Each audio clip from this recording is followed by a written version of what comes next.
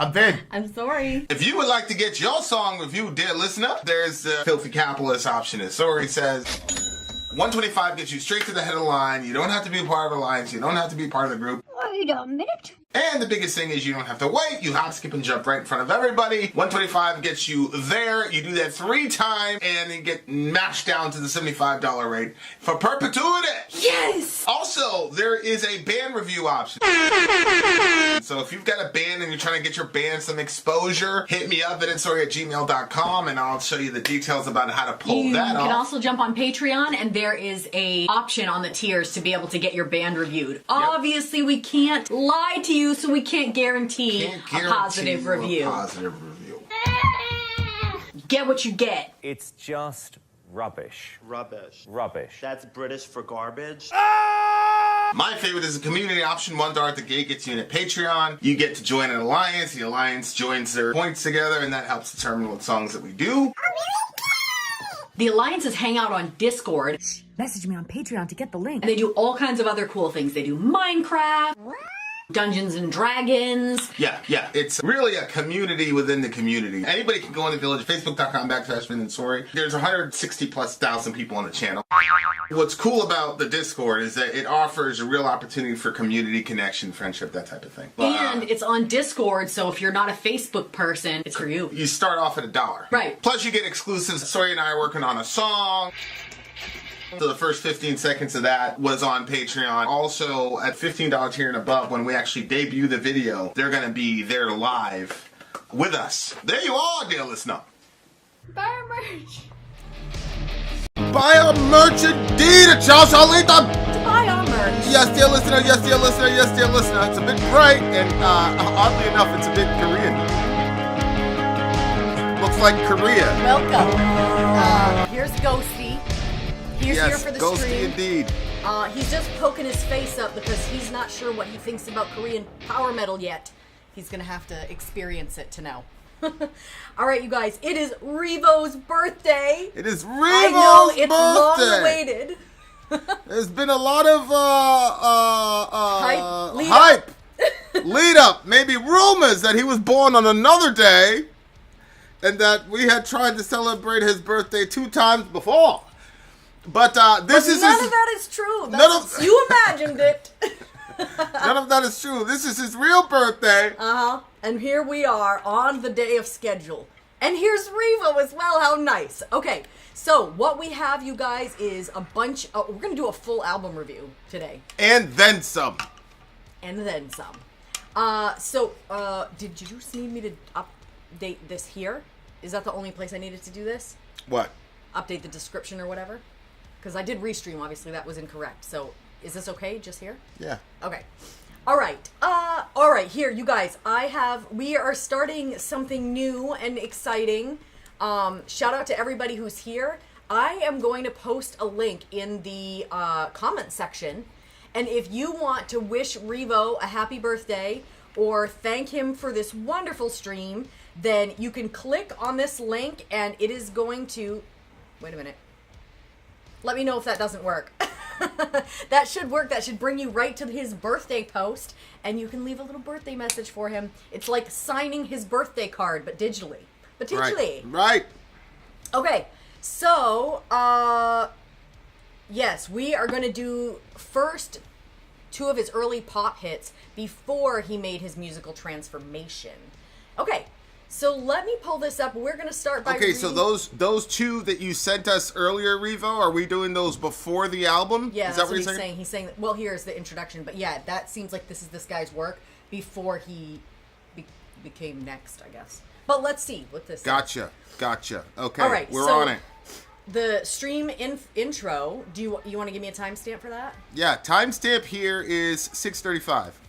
6:35. Let's go. Okay. DJ Revo says we're going to do a stream of Korean power metal group N.E.X.T, Landmark's second album, The Return of N.E.X.T, Part 1, The Being. But first, we're going to react to their lead singer, Shin HaeChul's start as a pop star. It's like Shin HaeChul. There you go. And being one of the songwriters that started the K-pop boom of the 1990s. How do you pronounce it? Shin HaeChul. Although becoming a pop star was a metalhead as a kid, he said he skipped school for 2 days after hearing Metallica's Master of Puppets to play it on repeat. Wow, okay. God. The band, he That's said... pretty extreme. That's extremely extreme. The band, he said, he learned guitar from was Boo Hawals, which means Born Again's guitarist, whom I had you guys react to their song, The Story of You in the Rain. They were one of the first Korean metal groups that debuted as the dictatorship began loosening restrictions, as the youth and public were listening to these styles of music despite their efforts to suppress it through the government, though the government still censored, with official lyrics having to be submitted to them prior to release. Man, people are controlling. Jeez. I would never. They declared... When they look at the That's way a Vin joke looked at because me. she absolutely would do that shit if Yeah, she could. yeah. If Vin didn't run into me and apply so much pressure to my control, I probably would be the most what's that Galadriel? Galadriel on Lord of the Rings. Ugh. Okay, when they declared a new constitution, they made the country a democracy in 1987. They began unbanning musicians and songs. Our first song has a fan-made music video. We will watch shows clips of the 1980s. From the military coup where they took over private TV channels, TBC, MBC, 83 World Cup, where South Korea placed second, 83 airline crash, the pro-democracy protests of 85 through 86, sparked by the waterboarding death of a protester. Wow. Some clips being movie depictions of these events, and Korea hosting 88 Olympics in the 88, I guess. 88 Olympics, but it just sounds like 88 different Olympics. I think it was the Olympics of 88. Or maybe I'm overthinking it and being too controlling. All right. So that Having was the said intro. that, there's more. That's the intro to our stream, so you know what to expect going this forward. was as long as Kai's horrible intro that Well, he but this is generated from ChatGPT. That's right. This is not generated. This comes from our DJ himself, and we know that because he's been doing this for quite some time. All right. He says, it's my birthday again. I was debating on what to do this year. I've been going through my inventory of pet projects, like continuing the 50 years ago stream, 1974 to 75, doing a stream of music by the father of the blues, W.C. Handy, or with the recent talks of Trump attempting to do the most massive tariffs since the McKinley tariffs had massive effects on the 1890s. Instead, I'm going to keep in the last 2 years tradition of doing a stream based on Korea, since each of these years I've taken a vacation there, as well as my birthday sharing the dates of Taji and Boy's TV debut. The start of the 1960s... You could stop that, he says. He says, go to the first song intro. First song intro. He's had enough. I've had enough of you. There you go. Infinite Orbit. Infinite Orbit. There you go. Okay, let me Shin take HaeChul. Let me take that timestamp. Timestamp is 10:35. 10:35. Okay. So here he says, Shin HaeChul was a top student in high school, claiming that he could have went to Seoul, please, Seoul National University, the most prestigious public college, but instead went to Sogang University, a private Christian university, to study philosophy. He put together a band with his high school friends to compete in musical competitions, with his first one being a loss. From here, he said he studied closely... being a lost. From here, he said he studied closely hit songs to having mastered the art. This band ended up winning TV network MBC-hosted College Music Festival in 1988, launching him and this pop rock song into national fame. At the end, you'll see the real footage of the band performing and winning. This song is famous even today, as it was used in the second season of Squid Games as a humorous backdrop to a competition montage. Would soon revolutionize Korean music. Good news for Sori, it's a relationship song! The band themselves in 1989 would release one album, When Life Before Us Ends. When Life Before Us End, before disbanding as Shin HaeChul was arrested on marijuana charges. Man, people be getting hit with marijuana charges. It's unbelievable. The war on drugs! He only spent a couple of weeks in jail and was released due to his otherwise clean record. Shout out to the homie. All right, guys. Don't smoke him if you got him. Put him out. Right. Put it. All right. Drop them if you got them. All right.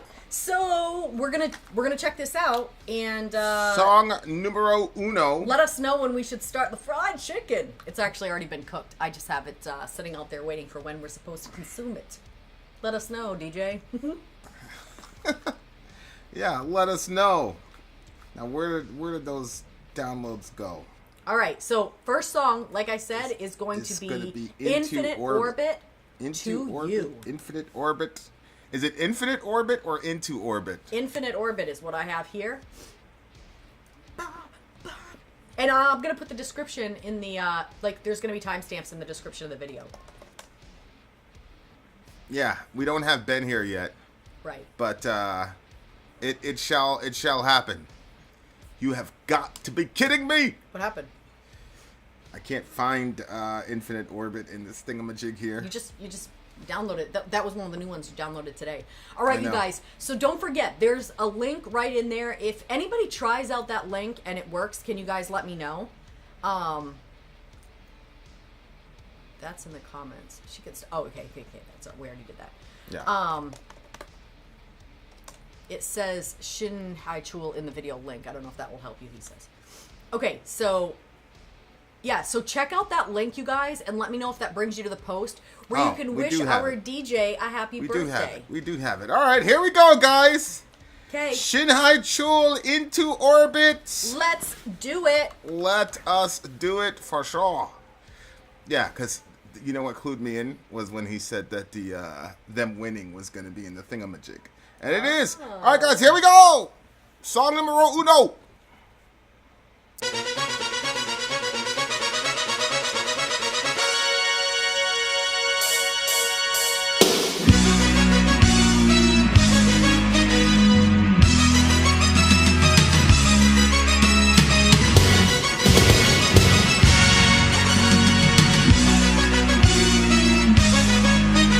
Sounds really epic.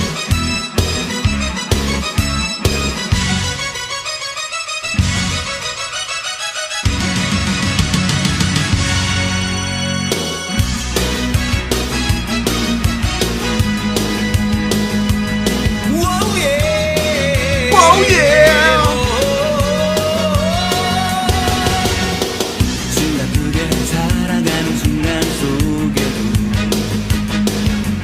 우린 서로 이렇게 아쉬워하는 걸 아직 내게 남아있는 많은 말들 그대와 둘이서 나누고 싶어요 내가 사랑하는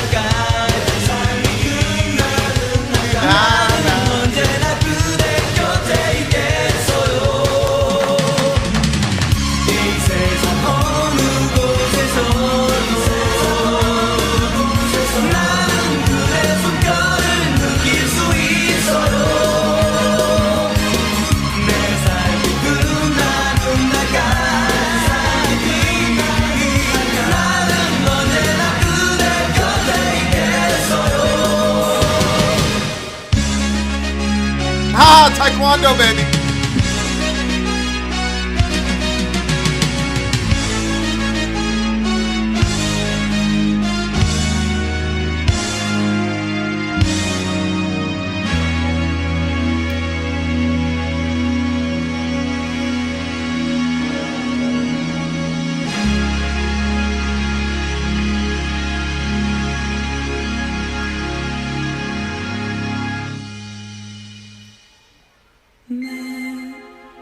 삶이 끝날 때까지 언제나 그댈 사랑해.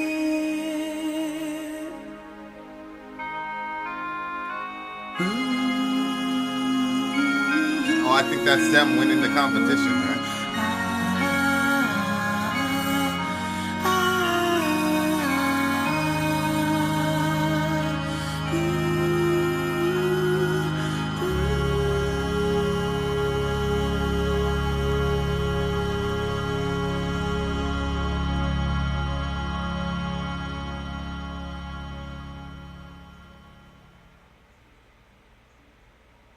Wow. All right, that was song. Song number 1, Infinite Orbit to You. It's interesting because it was a love song, but didn't it more seem like it was a love song to the country? Not necessarily what the words were, Well, but the video. sound. The video, Oh. but the sound too. Oh yeah, yeah. It sounded extremely epic for a just a love song. Just. No, I mean, I too thought it sounded like something for the country. you too. Yeah, I too. yeah. I mean, there's some things that are. I'm not downing love. I'm just saying, like, there's some Are you things sure, that. Ben? No, I'm. There are some things that are like so epic. It's like, wow, like something Seems like it really, included more than just 2 people. really. Yeah, exactly. It seemed a lot bigger than 2 people. But now, what do we know? Was this a song that they won on? I thought that's what he said. Is that what he said? The song that he won on? The- Yeah. Man, there's a whole bunch of shit going on in that country, bro. Yeah, During yeah. that time. Not good and bad. It wasn't, He says the band ended up winning TV network. So they lost It didn't the- say which song though. They lost the competition at Well, school. maybe this song is famous. Yeah, to he this said day. this It's was a winning used in song. okay, and this one was the one that was used in Oh, at Squid Games. Squid Games. Yeah. Yeah, I'm not going to give any spoilers, but, like, Squid Games is a game where, like... Oh my gosh! I almost like, like that second voice that tells you to do something crazy. I almost just announced it. Well, the premise of the game is that if you don't win a round, you die, right? Like, so it's ironic that something so epic and uplifting and positive sounding is being juxtaposed with, I mean, the games essentially started out looking like they were fun games. yeah, they were like, So, like Simon Says, all type of shit, shit like that. But Yeah. that's pretty interesting. red light, green light. Yeah, that was the original thing Yeah. that I saw. Yeah. Like that, I was like, yo, we gotta watch this show, bro. Speaking of shows, we're gonna be watching True Detective pretty soon here. We're gonna Season post 1. Season 1. We're gonna post that up on Patreon. Go check it out. Okay. Okay, guys, don't forget, the link is in the comment section here. If you want to wish DJ Revo a happy birthday, head on over to Patreon. This post is free for everybody, so you guys can go over there. And somebody from within that list is going to get randomly picked to be able to get some membership on our Patreon page. So you will get gifted a membership by going over there and wishing him a happy birthday. Yeah, so the gifts keep on Yep, coming. the gifts keep on giving. Okay, so, whoa! All right. Even in the moment of breathless life, we both feel sorry for each other. I still have many days left from my life, and I want to share them all with you. What does it mean we feel sorry for each other? What does that mean? That's what you have for lyrics, right? Yeah, I don't share them with you. Even if I lose everything that I love, I can't give up on you. I actually missed that part about feeling sorry for each other. I definitely read if we lose everything that I love, I can't give up on you. And I was like, oh, I know what Vin's gonna say. What? That's so toxic. How? Oh, I just figured you were gonna say it was toxic because he's saying if I lose everything that I love, as in the relationship takes everything from him and more, but he's not gonna give up on Yeah, I didn't look at it that way. Oh, that's good. Because of the national situation that they're in. What's up, Roby Wan? Hope you're doing better, babe. Yeah. I didn't look at it that way. I thought, you know, they both felt sorry for each other because of the horrible situation that they were in at the time with their country, right? And so, like, even if I lose everything I love because of what's going on in the country, Oh, okay. All right. you know, Well, that's good. he doesn't want to give up on her. I Yeah. didn't interpret that as Oh, well, I mean, I was preparing myself. no. But if the guy said like, "I'm going to kill everybody for you," or Well, yeah. Okay. I'm gonna, you know, isolate myself from the world for you, then obviously Yeah, that's okay. toxic. All right. I mean, All right. Yeah. I think the toxic stuff is pretty obvious. Well, you know, it depends. It depends. Yeah, no, I see what you're saying. Okay. I thought he was saying, you know, if I lose everything that I love, I can't give up on you. Okay, I saw it differently. But I see what you're saying now. He says, everywhere in the world, this world, I can feel your breath. Until my life ends, I will always be by your side. I think it's that idea, what? I'm listening. Go ahead. It's that idea of like, you know, there was a country song. I can't remember exactly how it goes, but basically like they look in the coffee's brown, it makes them think of the person's brown eyes. It's just like this, like everything connects them back to the person. You Okay. would think that you and I were not in that situation because of how much time we spent together. And yet here we are. here we are. Okay. Oh, what? You're saying that you're saying how come these revelations never get revealed until we're in a review? I never hear this from you. You looked in the coffee and you're like, "Oh, Vincent is brown." Well, it's more like, okay, if I go and I go to sit by the water, there's two chairs, I think of you. And then if I am sitting there looking at the water and then I'm watching the sun or the sky or whatever, I'm like, oh, and then I'll think, you know what I mean? Like, there's just different things that make me think of you that, I mean, I probably think of you way too much. It's probably unhealthy. Yeah. Yeah, I mean, how old was he when he wrote this song? I don't know. He's been 18, 19, 20? See, our son was just in the middle of like a college competition and shit like that. So it's kind of fresh. It's kind of fresh in my mind that, you know, my son was, you know, he did this giant cartwheel. We'll probably put it up on for the patrons. They could see it. Everywhere in this world, I could feel your breath until my life ends. I'll always be by your side. That's an interesting lyric to me because, like, I don't know. Maybe she traveled abroad for school. See what I'm saying? Because he wasn't a big giant rock star yet. So why would he say everywhere in this world?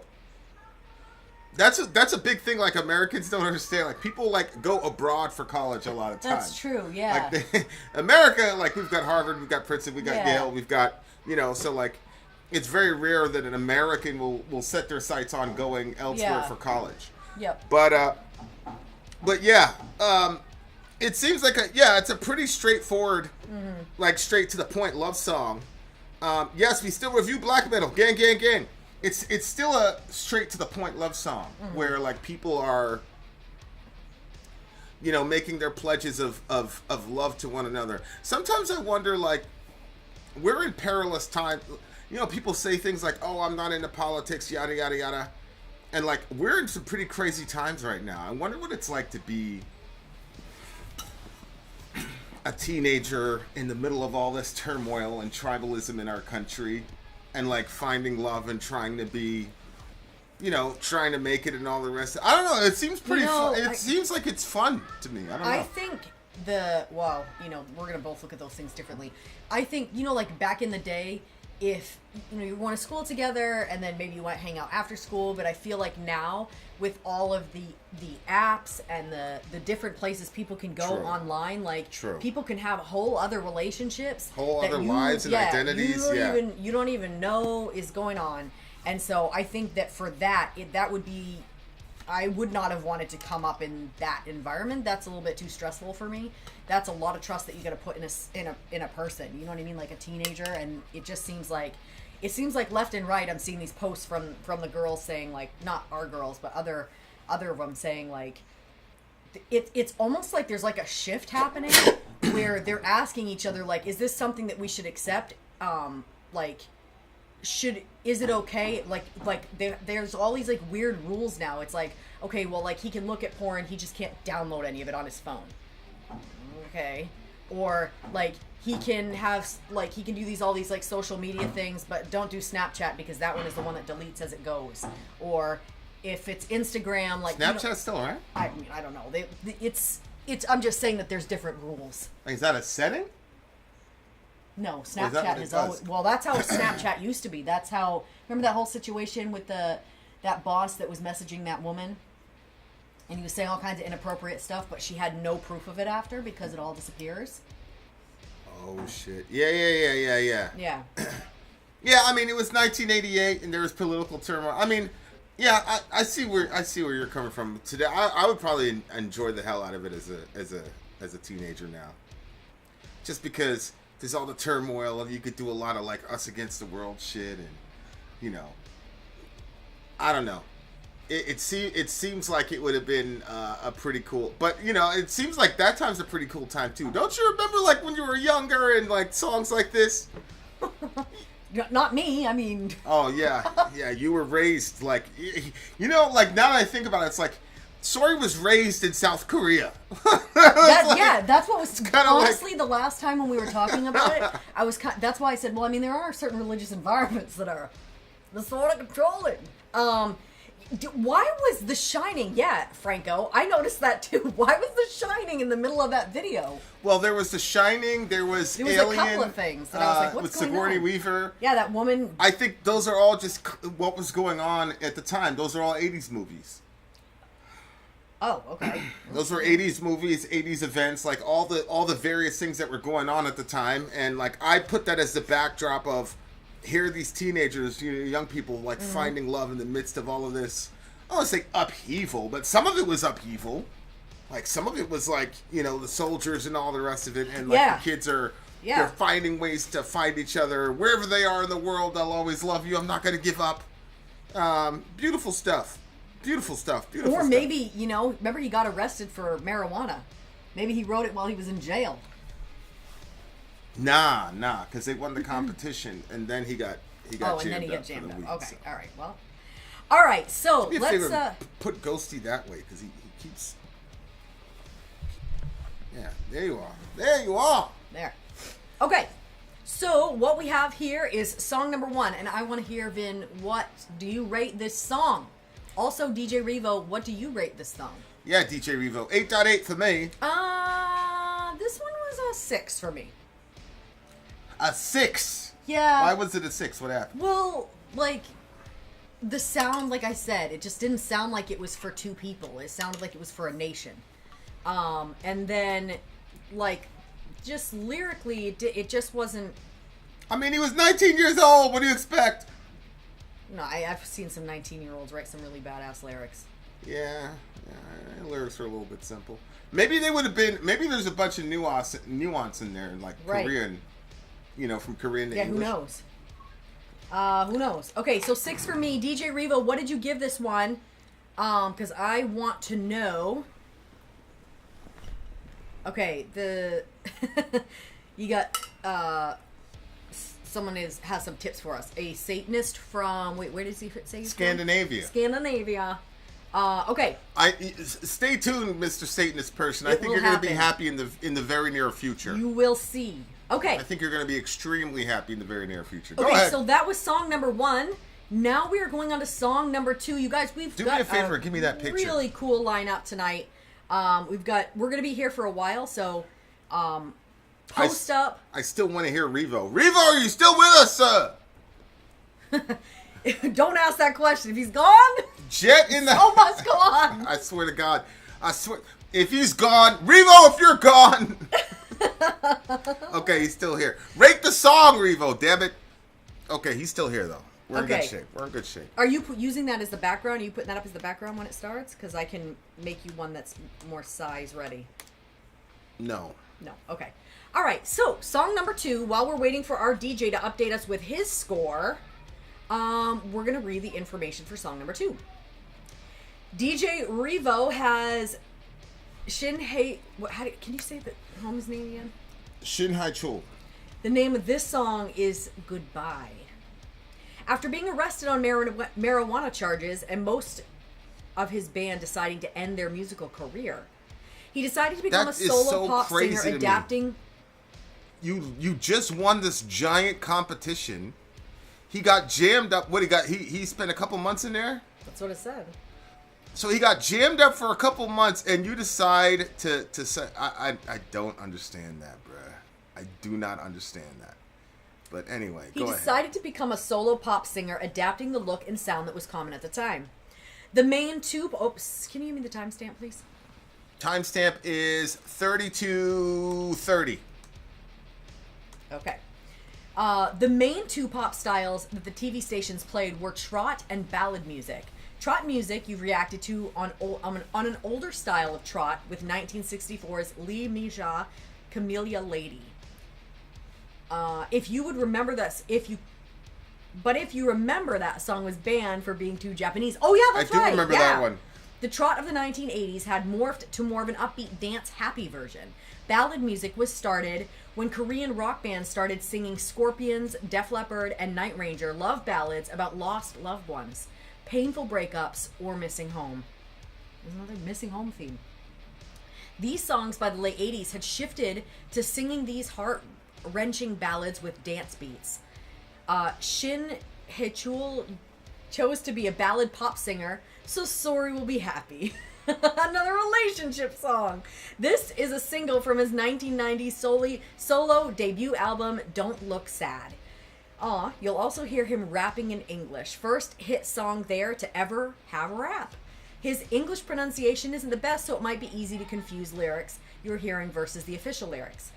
Shin HaeChul was successful, with him becoming one of the top pop stars and getting signed endorsement deals, like being the advertiser for a shoe company. What? Yep. All right, let's check it out. All right, here we go. Number 2. Song numero dos. Song numero dos. Let's see what we have. What's it called? Goodbye. Goodbye from Shin HaeChul. Let's do it.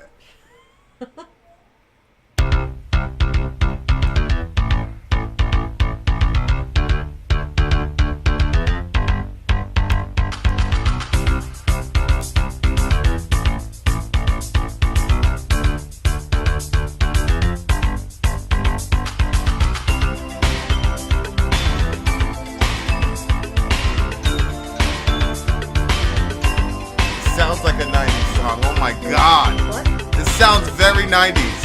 Yeah.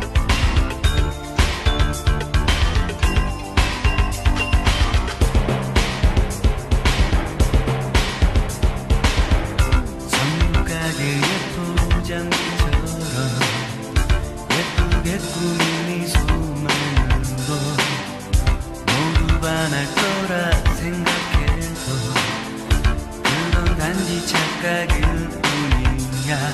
부끄러운 속에 달콤한 소삭에 내가 원한 것은 그것만은 아니었지. 내가 사랑한 건 당신이야.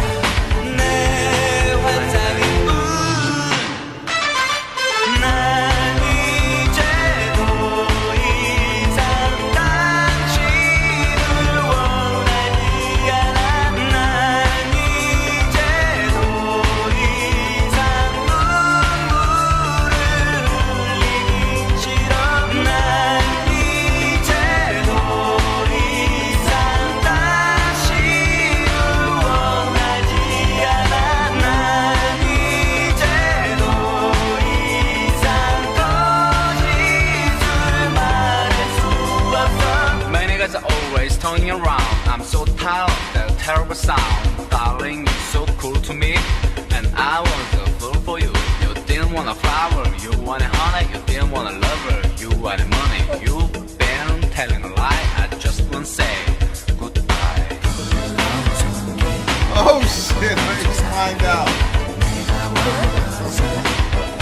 그것만은 아니었지. 내가 사랑한 건 당신이야. 내 환상일 뿐.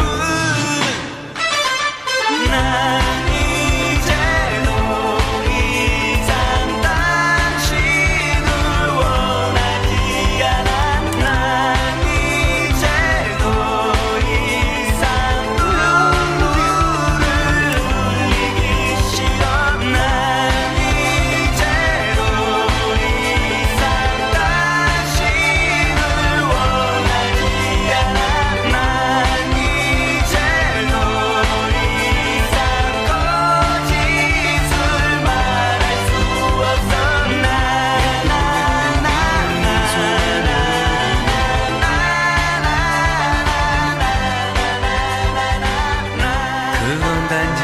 착각일 뿐이야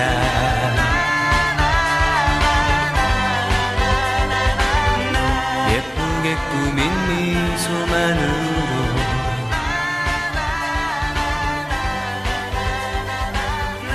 그건 단지 착각일 뿐이야 Alrighty then. So, first of all, DJ Revo, I scrolled back and I do not see your score for the last song.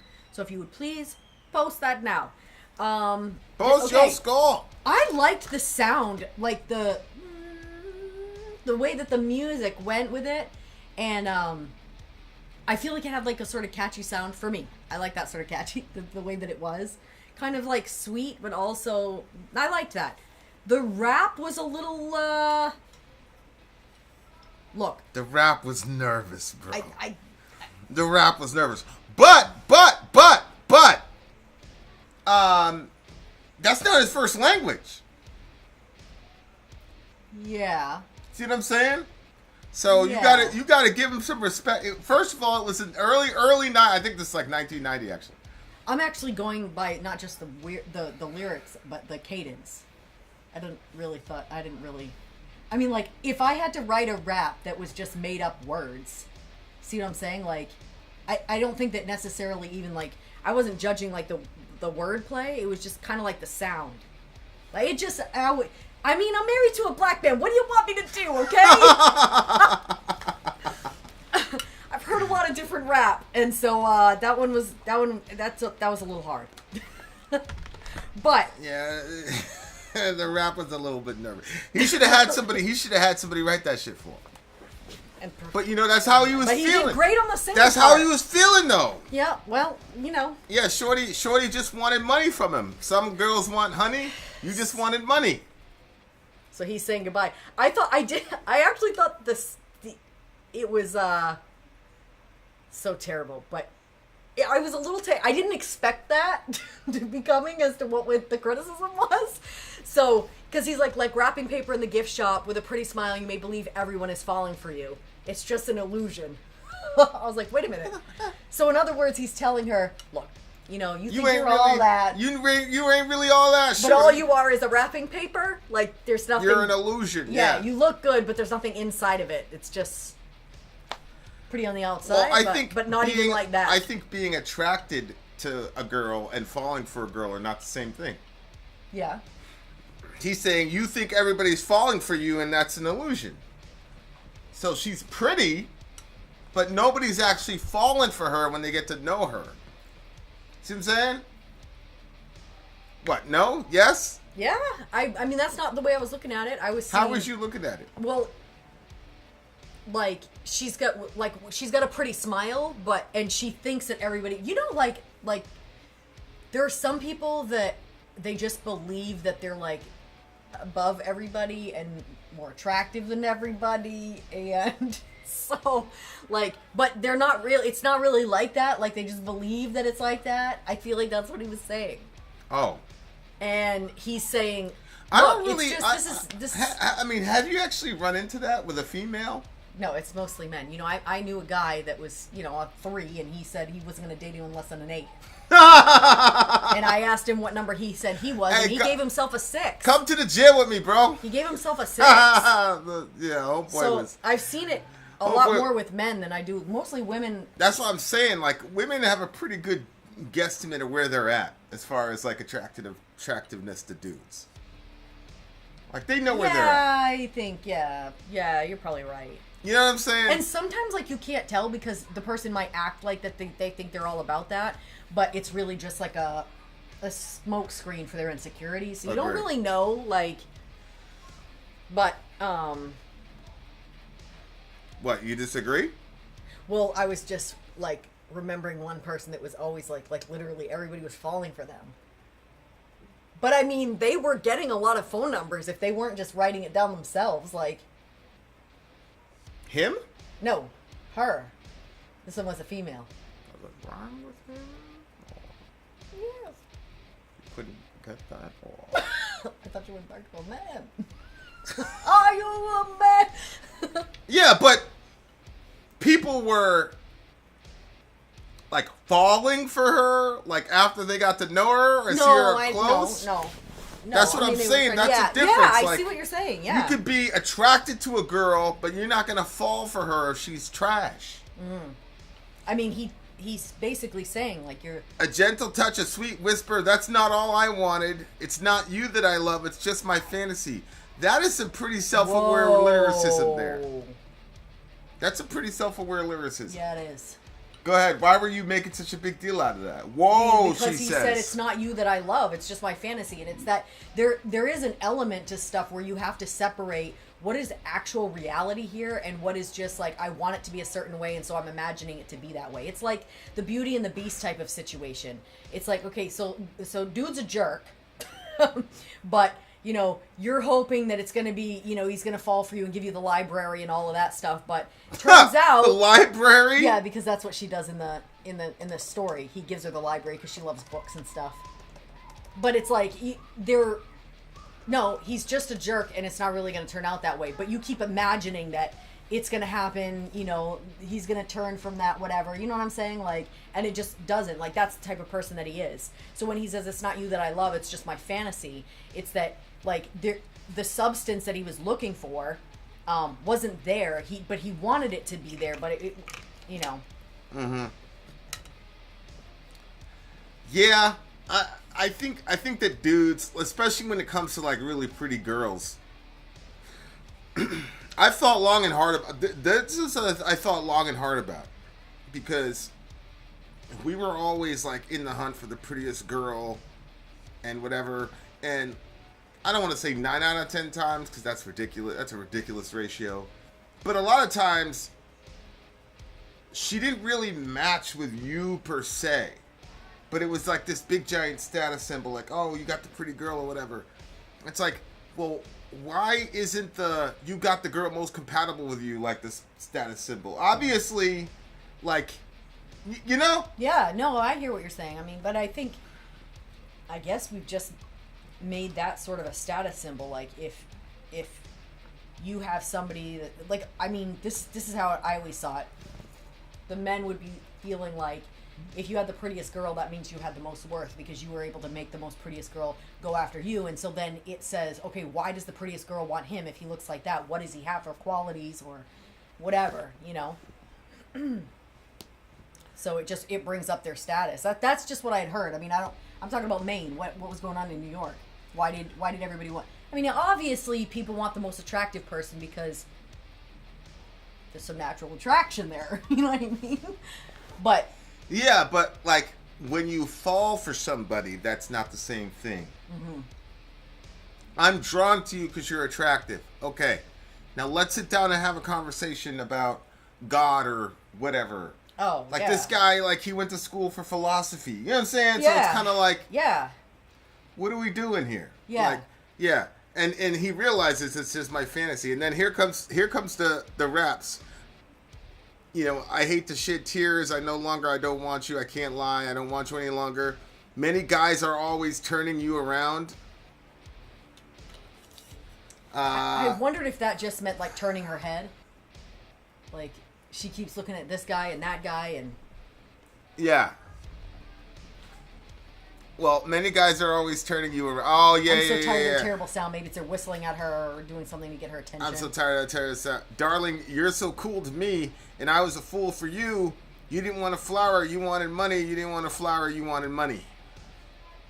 You didn't want a flower, you wanted honey, mine says. Oh, yeah. You didn't want a flower, you wanted honey. So the bee goes to the honey, but then the honey is what's produced by the worker bee. Mm-hmm. That's actually a pretty good line then, if you think about it. Mm-hmm. You didn't want a flower, you wanted honey. You didn't want a lover, you wanted money. Okay. Mm-hmm. Yeah, you didn't want a flower, you wanted honey is actually a pretty smart line. Mm-hmm. That's actually a pretty good line because you just wanted what I could produce. Yeah. Yep. Which is really the dark side of the whole trad wife thing that's going on right now in the world. Like, people are like, oh, the trad wife thing is terrible for women. But it's like, yeah, but if you think about it, especially in this economy, if the girl is able to be a trad wife, that means that the dude is working his ass off or he's got a really, really good job. Because in this economy, if you can have your wife stay home while you work and she takes care of the kids in a single income, in this economy, that means he's working his ass off. So it's kind of like, Why are they saying it's bad? what do you mean? The trad wife thing. What's the? Well, obviously this doesn't comport to feminism. They take it as a step backwards for women. Because the girl's in an apron cooking and cleaning, taking, having babies and shit. I'm telling you, the farther and farther I get away from like the mindsets of feminism, the more confused I am by it. Because it's like, what are you talking about? I hear my friends that I talk to about their jobs and how exhausted they are with their job and how they feel like their job is just taking away their life. And I'm like, so you go to work, they tell you when you got to get up, you got to go into work, you got to be there a certain amount of time, and then you have to make money to then pay the sitter that's going to take care of your kids. And then, or if you don't have any kids, then first, I mean, I don't even, that to me is also confusing. I love the idea of being home with my kids. I like to wear my apron. I like to cook the food. I made you some fried chicken today. I enjoy the process. It's been marinating for a day. It's like, I like doing it. I like folding the laundry only when it's warm though. But I mean, like it's that whole thing like the, choose your hard. Okay, so yeah, it's not like it's no work at all to be at home because it's the same thing day in, day out. You're going to do the cooking and cleaning, but then that's part of the joy of having the kids too, is because they're pretty unique. There's going to be something different each day, and you're going to be doing, I don't understand this. Like, I feel like if you want to get a bunch of women into the work environment, because generally speaking, women are paid less than men. Well, but what? I understand what you're saying, but my point is, like, this is the dark side of it for men, is that you could make the argument that the trad wife movement is pretty harmful to men because it means that you're going to have to work two jobs at least. Unless you're a doctor, a lawyer, or you make it on social media or something like that. But, like, with this current economy... Oh, I see what having you're saying. a single income household with, a wife and kids, and you have to bear the entire financial burden would drive a lot of these dudes into the ground, which is why these trad wives are on YouTube are generally attractive women, because those are the only, those guys in those brackets are the ones that could bag a girl like that in the first place. So, like, that's what I'm saying, like, the whole, you just wanted me for my money, you wanted me for what I could produce. I could definitely see that kind of angle in the trad wife thing as well that doesn't really get talked about. Because the girl would be able to say, hey, you're not really a man because I can't stay in my apron all day baking cookies and shit. You see what I'm saying? Because you're not making enough revenue for me able to have that kind of lifestyle. So that's all I was saying, like. Yeah, I hear what you're saying. I just, like, I think, again, if you have to be strategic, if that's the life that you want. Like, if you're doing, like you're saying, there are some women that are looking for, he has to make X amount of money so I can stay home with the kids. We've seen that, where they're like, oh, he's going to make at least $150,000 a year, which I think is crazy. I mean, like, you can survive on a lot less than that. And I did that lifestyle for a while. You have your garden, and you add more water to the soup, and you go to you find the discount spots, and, like, I mean, the budget that I was running. You did not do that in this economy. Like, this economy is crazy. This economy is definitely different, yeah. But you did that over 10 years ago. But even in this economy, like, I just found another spot because I went out looking for that organic fruit. And I found another spot where I was able to get 2 pounds of strawberries for $2. So I grabbed a couple, you know what I mean? Like, you can, if you look for the spots, you can find the stuff. You're saying it's impossible, that people can't do it in this day and age? I'm saying that this could be the dark side of the whole trad wife thing for dudes. Like, the light side is you get a girl, she's always home, blah, blah, blah. She listens to what you have to say, For dudes who want their woman in an apron all the time, I don't have any judgments for them, I'm not necessarily, but, like, the other side of it, though, is like, okay, but you better be prepared to work very, very long hours and very hard if you want that kind of lifestyle, fella, because in this economy, it's gonna suck. So Go for it. Go for it, brother. Go get yourself a trad wife. And the other thing is, these girls are very pretty, and you know, if you can't put out, they're gonna go bounce it off to a dude who can. Like, females will do that. You know what I'm saying? And you can't be mad at them because you can't provide the trad wife life for them, so they're gonna bounce on you. I don't know. It's not always what it seems, fellas. And it's like he said in the song, like you know, you didn't want the girl necessarily, you wanted the fantasy. And I think that's one of the crazy things about like social media today is that like a lot of dudes are being sold on fantasies and women, young women. Like that's the dark side of it. Like a lot of dudes are sold on this thing, and you're sold on a fantasy. You're sold on what the people on social media want you to see about their life. Oh, yeah. They're not selling you on how stressful and difficult it is. That's why, like, on the Patreon stuff now, I'm going to try more and more to put the behind-the-scenes stuff and talk about, like, the stressors that come with having a family and still doing social media as your career. Like, it's not what people think it is. You see what I'm saying? So, yeah, I was talking to, you know, one of the kids because they were like, yeah, I was watching this thing, and it basically tells you how to know if a girl is into you. And I was like, well, how do you even know that person even has somebody? What if they're just like single shooting videos somewhere? Like, just because they're giving you advice. How the hell do they know? Yeah. How do you know that their advice is worth taking? They were like, I did like the dancers and stuff like that though. It was very, very 90s. The girls used to have these pantsuit and they were like flared, but it wasn't pantsuit like Hillary Clinton pantsuits. It was almost like a bodysuit. Yeah, I remember that. And it was flared, and they had the hair. I loved that look. Like, I love that look. I have no idea why that look went away. I love that look. It's such a cool... Because it's like, it's really classy. It's not very revealing. You know, when they're dancing and shit, their junk isn't going everywhere for everybody to see. Like, you know? And like, why did that look go away? I mean, I kind of know why. You just said why, right? Yeah, like, as I was talking, I said, oh, that's why the look went away. Oh, boy. The first person discovered is, we're going to have you do the exact same routine in a bikini! You know? And that was the end of that. Jet says, if you're struggling with money, just make sure you're born rich. Simple! That's it. Simple. Shout out to my mantra. All right, I'm going to give this one, and actually, I'm going to bump this one up to a 9 because bro actually tried to rap. So, you got to give it to him. 8.6 for me. And we're about to start that album. We're about to start an entire record now, dear listener. So, we're going to go on a commercial. Oh, okay. We're going to go on a commercial, and then we're going to timestamp it. So then we're going into... This was like the primer. This was to get you ready for the main event, which is... the band N.E.X.T. This guy evolved into a power metal. I think it was a power metal band, right? I think so. So we're going to give you a little bit of that background and all that stuff. We're going to go to commercial break, and then we're coming right back. We shall return. Vin out. Sori out. Gone. Wait. Well, it's too late. I'm Vin. I'm Sori. If you would like to get your song reviewed, dear listener, there's the Filthy Capitalist option. As Sori says...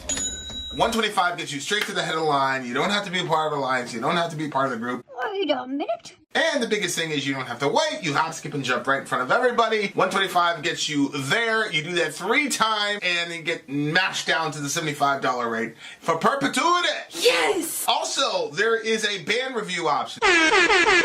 So if you've got a band and you're trying to get your band some exposure, hit me up at nsori@gmail.com, and I'll show you the details about how to pull that off. You can also jump on Patreon, and there is a option on the tiers to be able to get your band reviewed. Obviously, we can't lie to you, so we can't guarantee a positive review. Get what you get. It's just rubbish. Rubbish. Rubbish. That's British for garbage. My favorite is the community option. $1 at the gate gets you in at Patreon. You get to join an alliance. The alliance joins their points together, and that helps determine what songs that we do. The alliances hang out on Discord. Message me on Patreon to get the link. And they do all kinds of other cool things. They do Minecraft. Dungeons and Dragons. Yeah. It's really a community within the community. Anybody can go in the village, facebook.com/Vin And Sori. There's 160,000+ people on the channel. What's cool about the Discord is that it offers a real opportunity for community connection, friendship, that type of thing. And it's on Discord, so if you're not a Facebook person, it's for you. You start off at $1. Right. Plus you get exclusives. Sori and I are working on a song. So the first 15 seconds of that was on Patreon. Also, at $15 tier and above, when we actually debut the video, they're going to be there live with us. There you are, dear listener. Buy our merch. Buy our merch, indeed. A child shall lead them. To buy our merch. Yes, dear listener. Yes, dear listener. Yes, dear listener. I don't know what the hell my girl is doing right now, but it be what it be, what it be, dear listener. All right. I gotta fix this problem. It's driving me crazy. Okay. I want to make sure you're still attracted to me. Nobody heard that. Nobody heard that at all. Okay, guys. Now we're heading into the actual full album review. The full album review. It's by the band N.E.X.T. So, Shin HaeChul, I think was the guy's name, if I'm doing it by memory. Those first songs were to show this musician's musical evolution. He was one of the biggest pop stars, right? So he was a pretty big pop star, as you could see. I mean, he had his own stable of dancers, male and female. Okay. So he had an entire group of dancers or whatever. Now he's going into, what is it? They're a power metal band, would you say? Well, he probably will say it when we do the intro, right? Well, no, because you were reading the intro. And do you want us to reread the intro, or do you want us to go right into the record? Because we've read this intro like 5 different times across the space-time continuum. Because this is a different one, though. Yeah, he said we're going straight into the record, babe. Oh, okay. All right, guys. So now that you got your senses warmed up for Okay. the band, now we're going into the Return of N.E.X.T. Part 1, and the name of this album is called The Being. Right. And the first song here is an instrumental, so sit back and just listen to it, feel it, vibe with it, see what you get. I do think that there is some light lyrics on the instrumental, though. And we will be eating some fried chicken throughout this video Songa's album review. We will be doing some of that. Okay, just so you know. Want me to bring it in. Oh, yeah, have them bring it in. Have them bring it in. All right, guys, here we go. Song number 1 is an instrumental. Check it out. Let's do it.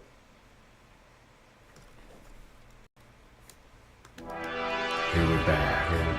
The Return of N.E.X.T.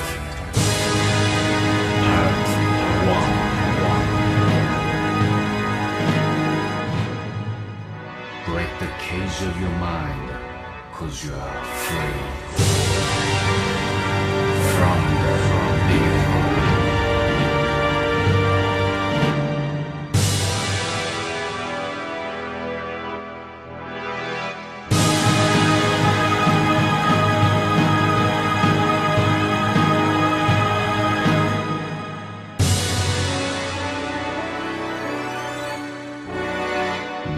Got a question for you. What is being?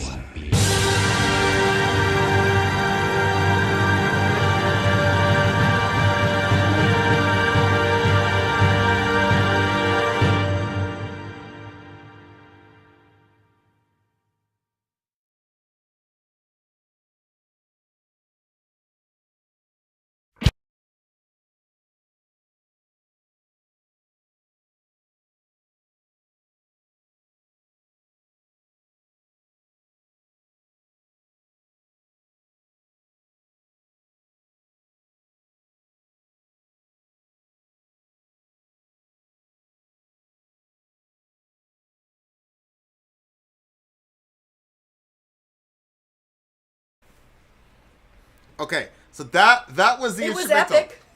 It like sets a stage. I felt like it was like the curtains come up, and it sounds like they're gonna do a play, the beginning of a play. Yeah, but He did ask a philosophical question, which makes a lot more sense. Oh, he now, did? Yeah, What he is says, being? now I ask you, what is being? That's a pretty That's a so pretty funny because I philosophical didn't see question. it as a philosophical question. I saw it as, what is being? Being is this album. That's what I thought we were going like. It was an introduction to the album. Are you serious? It's literally what I thought. Literally. Wow, look at you. Jazakallahu khair. This is for me? Wow. There isn't any death wish, so. That's okay. Can I have my chicken? Sure. So we could fulfill the stereotypes to the racist Nazi black metal guy I have in my thing? He's like, fried chicken. I know. Of course. I was like, what's coming up? Did he say watermelon too? Okay. The miscegenation is killing him. Shout out to my European friend. Go ahead. Okay, so yeah, well, what is a being? Like, what is existence? Is that how you were reading it? What is it to exist? Well, Or obviously. what is it to know you exist? He says, what is being? He's like, now I've got a question for you. What is being? That's obviously a philosophical question. Right? Here we're back, the Return of N.E.X.T. Part 1. Break the cage of your mind because you're free from the being. Now we've got a question for you. What is being? What is being? Yeah, so it's this free from the cage of your mind. Right, yeah. Well, that's interesting because we were talking about the sort of brain, mind, sort of, it's kind of in that parking lot over there too. Yeah, I think being is see here's the thing about being that's really fascinating as far as a challenge, right? Because if you have physicalist assumptions, if I say being is simply that which exists, okay, then you go, okay, fine, a rock has being because it exists, right? A human being has being. That's why it's called a human being. You put the prefix human in front of being to categorize what kind of being it is. Yeah. See what I'm saying? So that's simple. Yeah. That's simple, right? Yep. And then you say, well, does language have being? Or do you say, do the laws of logic have being? Or, I was listening to Michael Levin before I went to sleep, and Michael Levin is arguing that memories are agential, meaning... I saw that on the thing. I was going to listen to it later. Was it good? Meaning that memories have agency. Yeah. Yeah, is it good? Right? So, like, I mean, obviously I'm going to think it's good, you know what I'm saying? But, like, the question of what is being... Hey, Tony in the house! The question of what is being is actually a really deep question and challenges a lot of people's assumptions. So do you think language has being? Say again? Do you think language has being? I think language is probably a subset of an ultimate being, which I think logos has being. And I think language is a subset of logos. Now that I know that you're all Protestants, I've lost all respect for your vision of God. Shout out to Amy. Why? What about Protestants affects you like that? Yeah, I just think, But, so, yeah, I mean, it's just the intro. It's 2 minutes, but it's a very, very deep question. It's probably the deepest questions that's been asked this year. All right. Let's go to song number 2. What's song number 2? Okay, did you timestamp number 1? I did. Okay. I did. Song number 2 is The Destruction of the Shell. See? I'm going to take... Yeah. This is good. I'm very interested in this is where we're about to gonna be go a with really this. deep review. Yeah. On Good Friday. See? You needed a little table. I do have a little table. Well, you know what I mean. Not one that I'm going to bump with my head. Your tea. Your coffee. Yeah, come on. I might. All right, guys. Here we go. Right. Song, okay, up next on the album is called The Destruction of the Shell. DJ Revo says, this is the second song from the album and is a powerhouse as it's over 9 minutes long. The first verse seems to reference the education system. Can you... Shin HaeChul. Core political issue was banning corporal punishment, an issue that he would that he would fulfill in 2010, and an advocate for marijuana discrimination. Decriminalization, sorry, we understand why.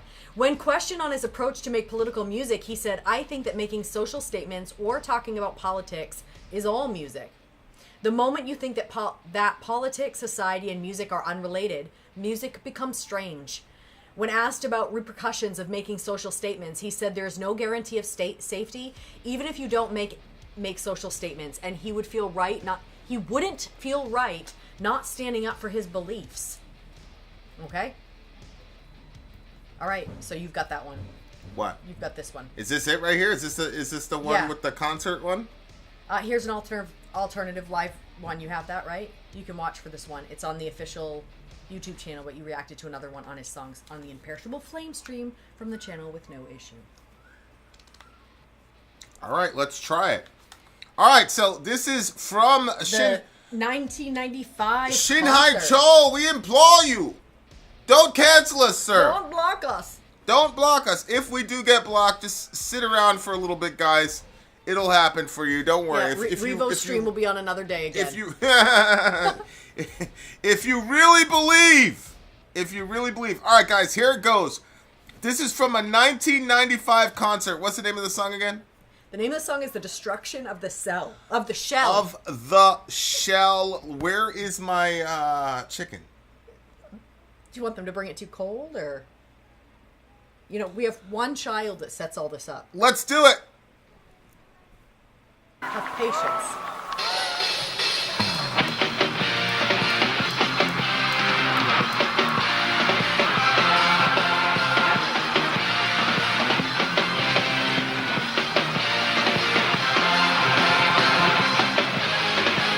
Wow, he changed. He's going for it.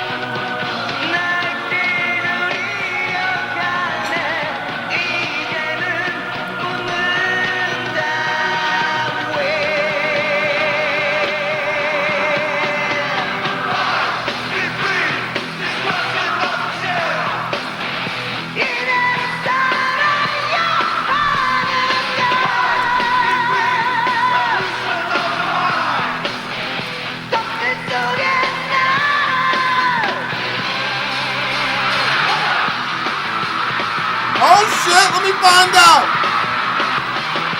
Rhythm change. Let's go.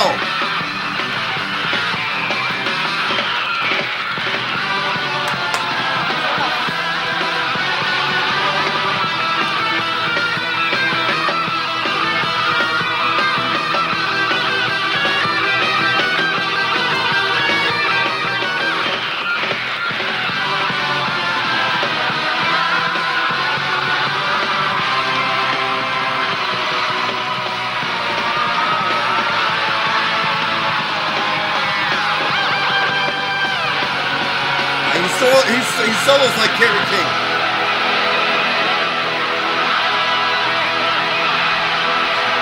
Solo was weak.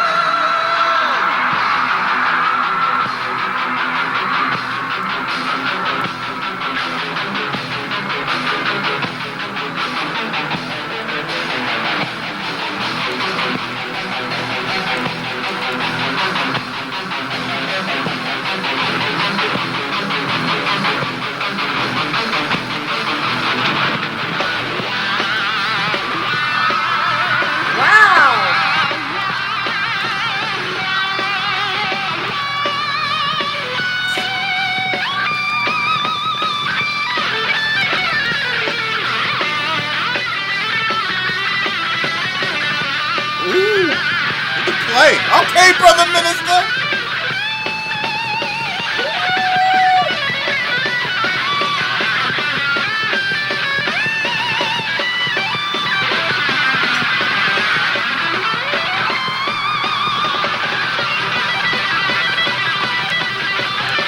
Oh shit! Wow.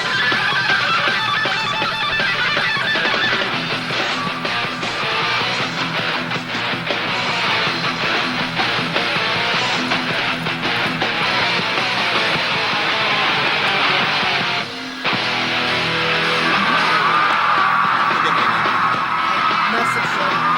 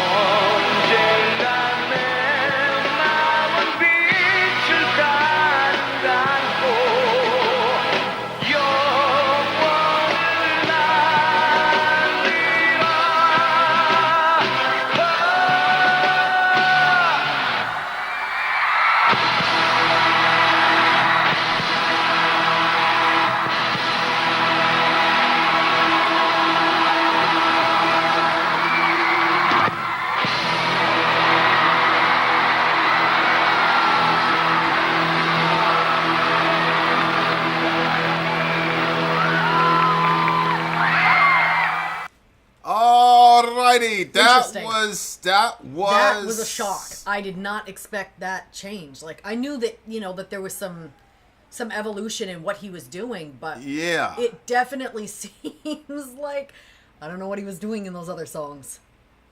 This looks That's what like I'm he saying. loves and this. then, And then he did the rap. Now the rapper Yeah. looks even more nervous. Oh no! What the fuck? Yeah. This is who he, okay, so this is who he really Yeah, and then I mean, full disclosure, I did not read the lyrics because I wanted to watch the performance. The album before this was techno dance music. Like dance, all techno shit. Okay. And now he's like, man, I'm just gonna go off and Yeah. do whatever. Yeah, and he had like the high Rob Halford, stuff going on in there. Yeah. Yeah. Definitely a lot of American influence in this. Yeah. And he had also like that type of like menacing vocal style too, which was kind of like what do you call that guy? Whatever the Guns N' Roses dude, whatever. Oh. By the way, Guns N' Roses fans, never you fear. Yeah, like he had that kind of, he had that kind of energy with him. It was pretty sinister. Actually. Some of the vocal style was pretty sinister. Koreans call him the Demon Lord. See? Ah, okay. That's what I'm saying. I mean, and I can Axl see Rose. the leaving of like that style behind. Like if he's trying to like say, look, like he talked about the rebellion and stuff like that in the music. Yeah, there is. I have like 2 giant tomatoes in there. Wait, what are we talking about? I said grapes and cheese. Oh yeah, that's not coming till tomorrow. Get out. I want Get out! tomatoes. Who brings salad without tomatoes? And some salt. Okay. Yeah, I like lots of salt. So, This is so unprofessional that you're having a salad. you know what? What am I supposed to do? The DJ asked for us to have chicken. Yeah, chicken. Eat Yes, the chicken. there's Chicken. literally chicken all over my salad. Okay? Look. All right, that's fair. Chunks of chicken Chunks Fried of chicken. Chunks of fried chicken. on my salad. All right. Okay. So, yeah, his evolution, I liked it because he looked like he was doing his thing, where the other stuff, it didn't look like he was feeling it so much. I didn't necessarily think that, like, every note sounded like it was hit perfectly, but it definitely seemed like he was going all out for what he was doing, and I like that. I also liked. I don't know. It seemed like when he wanted to sing, he was still. Do you thought all the notes were on? Yeah. Oh well, maybe it was my ass. When he wanted to sing, is what I'm saying. When he wanted to hit notes and shit, like I thought it hit him. Tina in the house. Go ahead, keep going. Hello, Tina. It's your musical self. So yeah, it was progressive, right? Like it seemed like it changed. Like there was one section that kind of seemed like it was getting a little bit more like a ballad. Then there was like another part that Not looked say like it's progressive. Don't do that to him. It's just good metal. He had a good solid tempo change in the middle, and a good solo. And then he had another section that was like, it kind of sounded. Remember, like the other song that we said it seemed like he was singing to the nation rather than just like a singular person. It kind of had like a little bit of that vibe, but more metalish. I just think that's obviously. his style. Like he's an epic guy. Like he likes those epic sounds. That's what he is. That's what he's on. I walked the path my parents set for me, as my teachers teach me. See, they had. Did he start out with you have it cut off, but the first line says fight. Yeah, we're currently reading a book called Fight, and it's about the it's about the 2024 elections, which are extremely hilarious to me. Like the whole thing is hilarious to me. I mean, there's quite a bit of stuff that even hits me funny. I'll be like, what? Yeah, like right as you were passing out to go to sleep, you're like, what up? Yeah, interesting. I walked the path my parents set for me, as my teachers teach me, competing with my friends. Jazakallah, disgusting. Tomatoes, excellent. Salt, wonderful. Competing with my friends, I just Thanks, take honey. steps without thinking towards the obvious conclusion of a life is scripted. The world is trying to tame me. Now I ask why. Oh, I remember that. Yeah, but What? if you're a real thinking person, you got to hold these ideas in tension. Like, we've all been to the store and seen like the horrible bratty Johnny who's shoving shit all over the place, destroying the place. Yeah. And all of us are thinking the same thing. Why can't Miss Susie keep Johnny under control? Right? Yeah. I don't think those things anymore. I'm just like, I'm glad that's not my kid. Yeah, but you get my point. Yeah, I do. Like More power to you, lady. people are like, oh, it's religion's just there for control. Right. That's a big part of it because we have instincts and we have, ideas and inclinations that we do need to control. You know what I'm saying? And that's actually where you actually have freedom, because if little Johnny is going through the store and destroying shit all over the place, and now you've just ruined the moment for everybody else. It's just like in a movie theater. Like, yeah, you have the freedom to bring your kid in there, but your kid is running around and fucking shit up in the movie theater. Now you've just taken everybody else's freedom away. So like that's a really interesting concept of laws that bring liberty, which is a phrase in the Bible. Like, there is a sense in which you have to be controlled. Now, obviously, it looks to me like these people went beyond that, and now you're just like completely oppressing people. I think that's what I think. If you don't have enough control, you have chaos. If you have too much control, you have oppression. So the control that the Bible uses, if you want to use the word control, is it's love the Lord your God with all your heart, soul, and mind, and love your neighbor like you love yourself.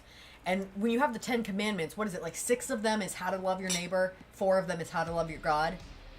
And so it's just like, by that, it's like what you're saying, like, okay, well, the kid going around acting like a terror inside the store, it's more than just what's going on between him and his family, but it's also the experience that everybody else is having as they're at the store. So love your neighbor, don't do that. And then it's also if these behavior patterns don't get addressed and this kid doesn't learn how to control himself, because for whatever reason he's doing that. Maybe it's he didn't get enough rest. Maybe it's that he was told no.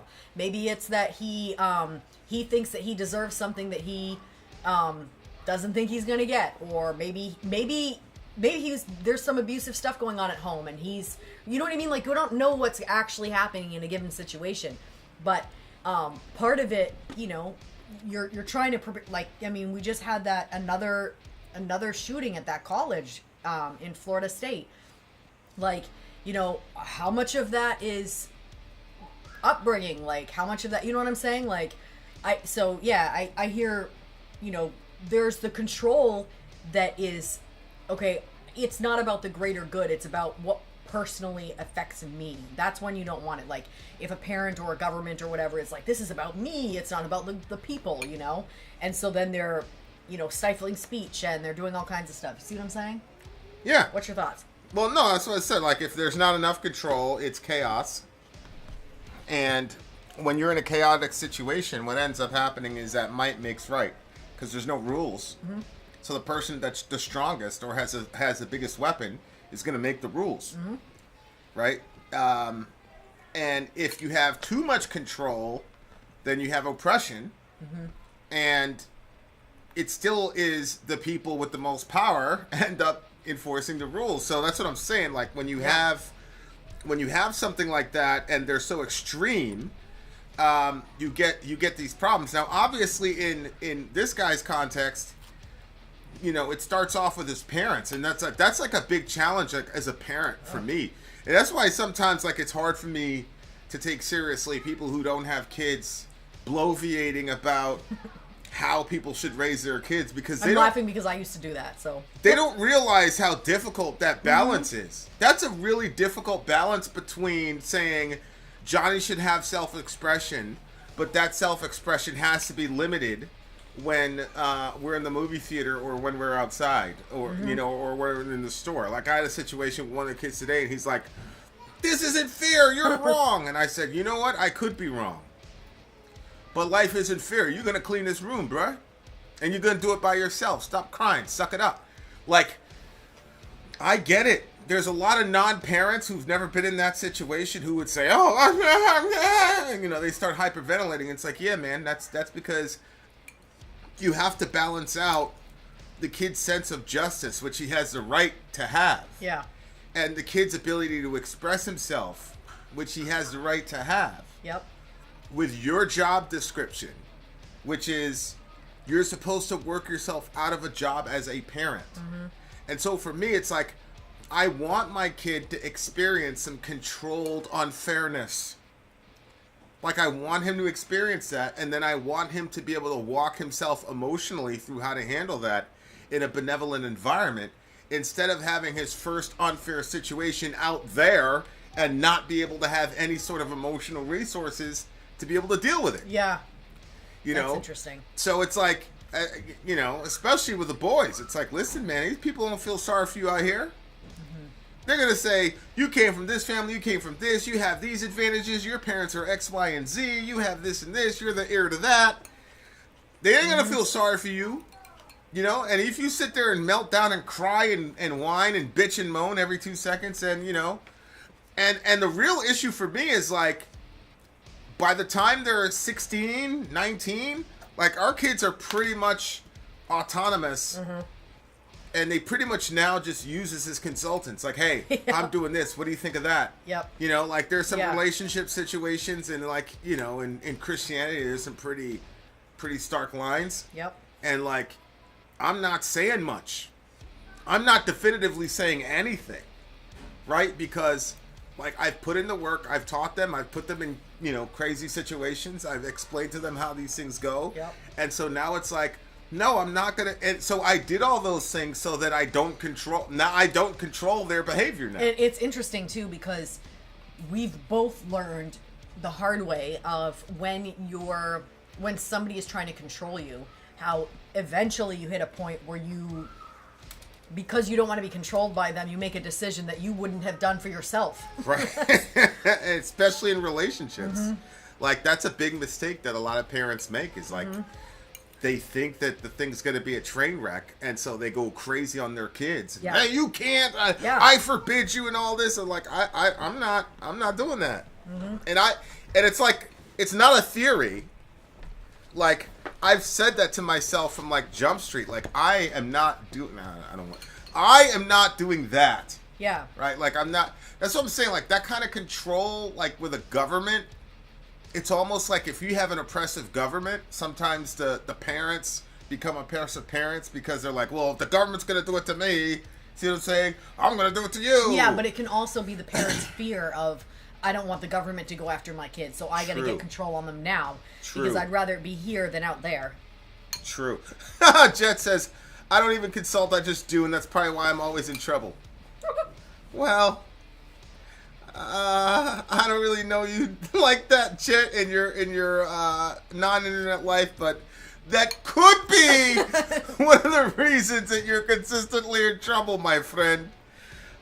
So yeah, like, it's hard. It's hard to balance out, but like Revo was saying, with this particular guy, a lot of people interpret it as all those other iterations of who he was as far as being a pop star and things like that.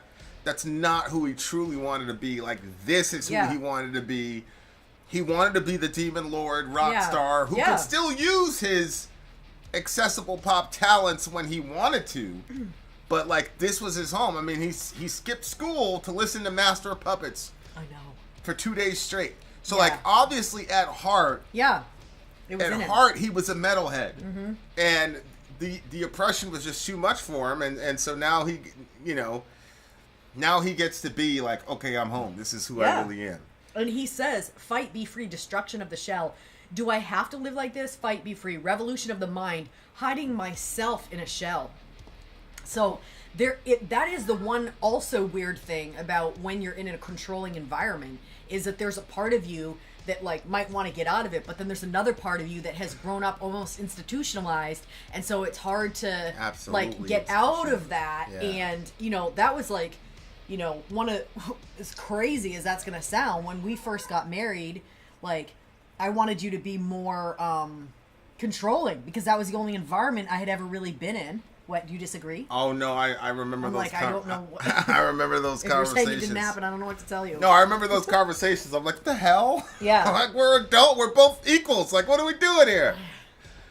And you I just, wanted... like, give me some clear, because when you're in a controlling environment, if you know exactly what the things are, then it makes you can jump through the hoops and feel a certain way. And it was like culture shock to... I remember those conversations, and I was like, Not have those. I was so blown up over it because I'm like, what did she just say to me? Like some of the, I'm not gonna repeat them, but some of the things she said to me was crazy. I was like, what? Well, we don't have to use the word crazy. Some of the shit you were saying was crazy. Like it was legitimately insane. I'm like, what? No, like, what? No. Yeah. But no, I agree. Like if you come from that environment, you end up, I think we're obviously in a much better space now, where we function as equals and partners and stuff. But yeah, like it was difficult trying to like navigate around that initially because like there were so many things where I'm like, why is this continuously an issue? Like what? Yeah. So this part's pretty crazy too when he says, the more I struggle, it's always the same place. Even if I turn and run, it just draws a bigger circle. So. Yeah, because it was in his mind. You know what I'm saying? Like the control was in his mind, so you can't like really run away from it because it's. Yeah. It's in there. Yep. What'd you get the song? This one, I was surprised by the song, and because it was him, felt like the trans. Yeah, I agree. I thought it was just. I thought it was going to be like poppy. Yeah, I felt metal. happy for him because, like we had read that he took 2 days off from school to I just can't imagine. You've done that where you just listen to something over and over and over and over. I do too, but I don't know about like 2 days straight. Like I don't know. That's fascinating to me. And so I'm like, okay, he was really, really in it. And then he's like, you know what? Why am I going to keep doing this other type of music? Which I didn't think that he was, that this seems like it's like from his soul, and it's so much better that way. Like I definitely think that he's influenced heavily by other artists, or I don't know the timeline. It seems that way. But at the same time, like, he was breaking out. Yeah. And I love that for him. Yeah. No, I'm glad that we did the video. Yeah, the other ones to give us some, like... I'm glad that he didn't shut us down either. So thank you very much for that, sir. So I'm actually going to give this one a pretty high score because I like what he's doing. And it was a complete shock to me. I did not expect it. So I'm going with a 9.6 on this one. All right, I'm going to give this one a 9.4. 9.4. All right, let's go back to it. Song numero 3. Okay. Song Split Personality. Numero 3. It's that full album, so you're going to go from 11 to 1553. So it's 11? Yep. Exactly at 11? Yep. Perfect. Okay. All right, a timestamp is 137. Let's just do 138 for the timestamp. Okay, and I'm going to read the intro here. Read the intro. Split Personality is the name of the song. DJ Revo is who this birthday party is for. He says starting in 2002 when the group reformed after breaking up unexpectedly in 1997. Is that because of when he did his marijuana stint and then got out? No. In live That's why it's performances. called N.E.X.T. Return, I think it's his rock band that broke up this time. Okay, they would mash their song in 1997's The Power Together. Okay, so this is Split Personality. Let's check it out. Okay, here we are. Split Personality. The band is next. We're going to have the lyrics up very, very soon. Let's do it.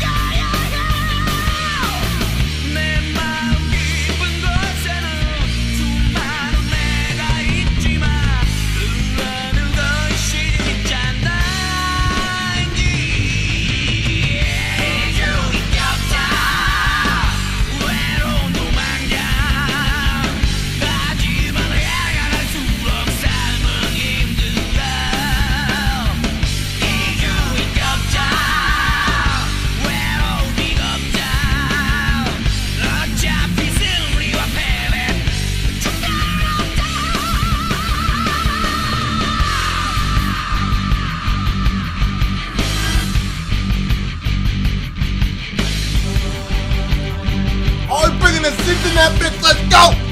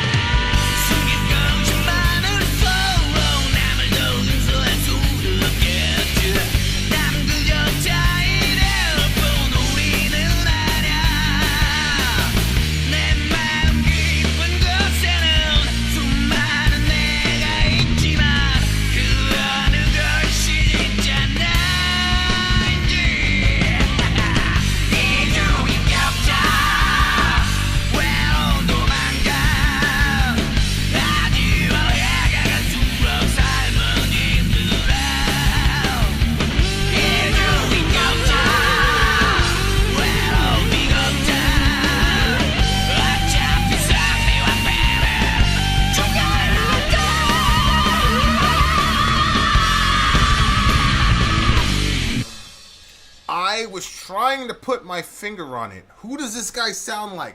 Dave Mustaine from Megadeth.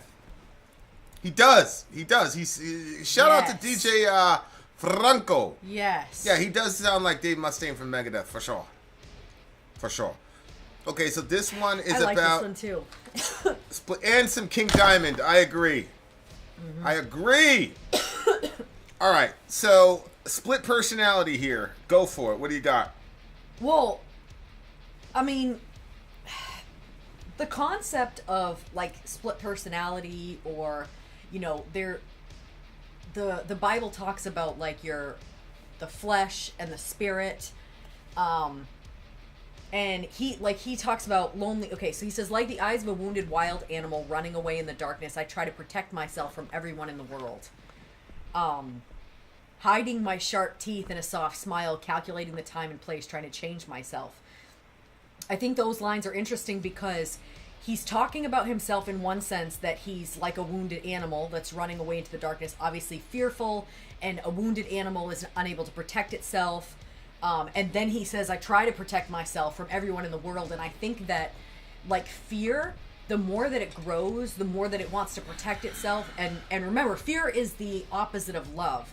So when love is reduced and fear increases, it changes us as a person. And so he's characterizing himself as a wounded animal that's just running off into the darkness. But he says in the next line, hiding my sharp teeth in a soft smile.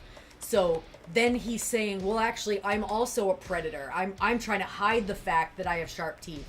And later on in the song, he talks about the more you have to hide, the less you can forgive others. Others are just others, not us. And that kind of reminded me of like the stuff. That's a crazy line, man. Yeah. That's like, a crazy line. The more you have to hide, the less you can forgive each other. Others. Yeah. Go ahead. No, I'm processing it. Go.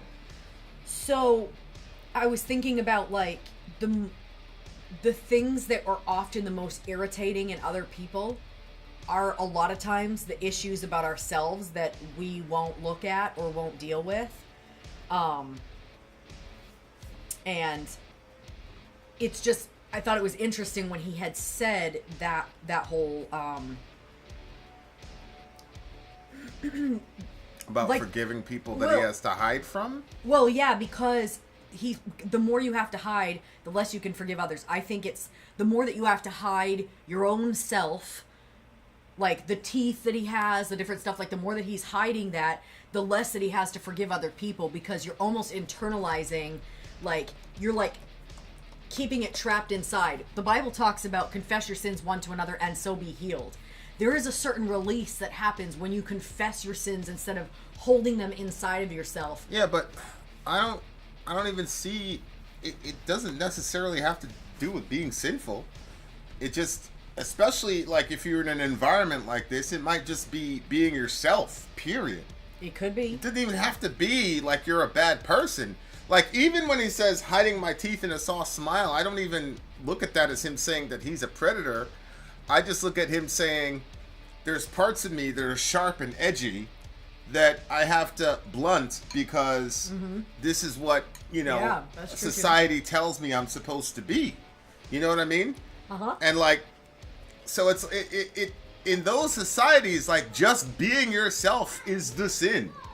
And like, yeah, I never really thought of it that way, of like having unforgiveness toward hiding, because I didn't do it. I just didn't do it. I'm not gonna.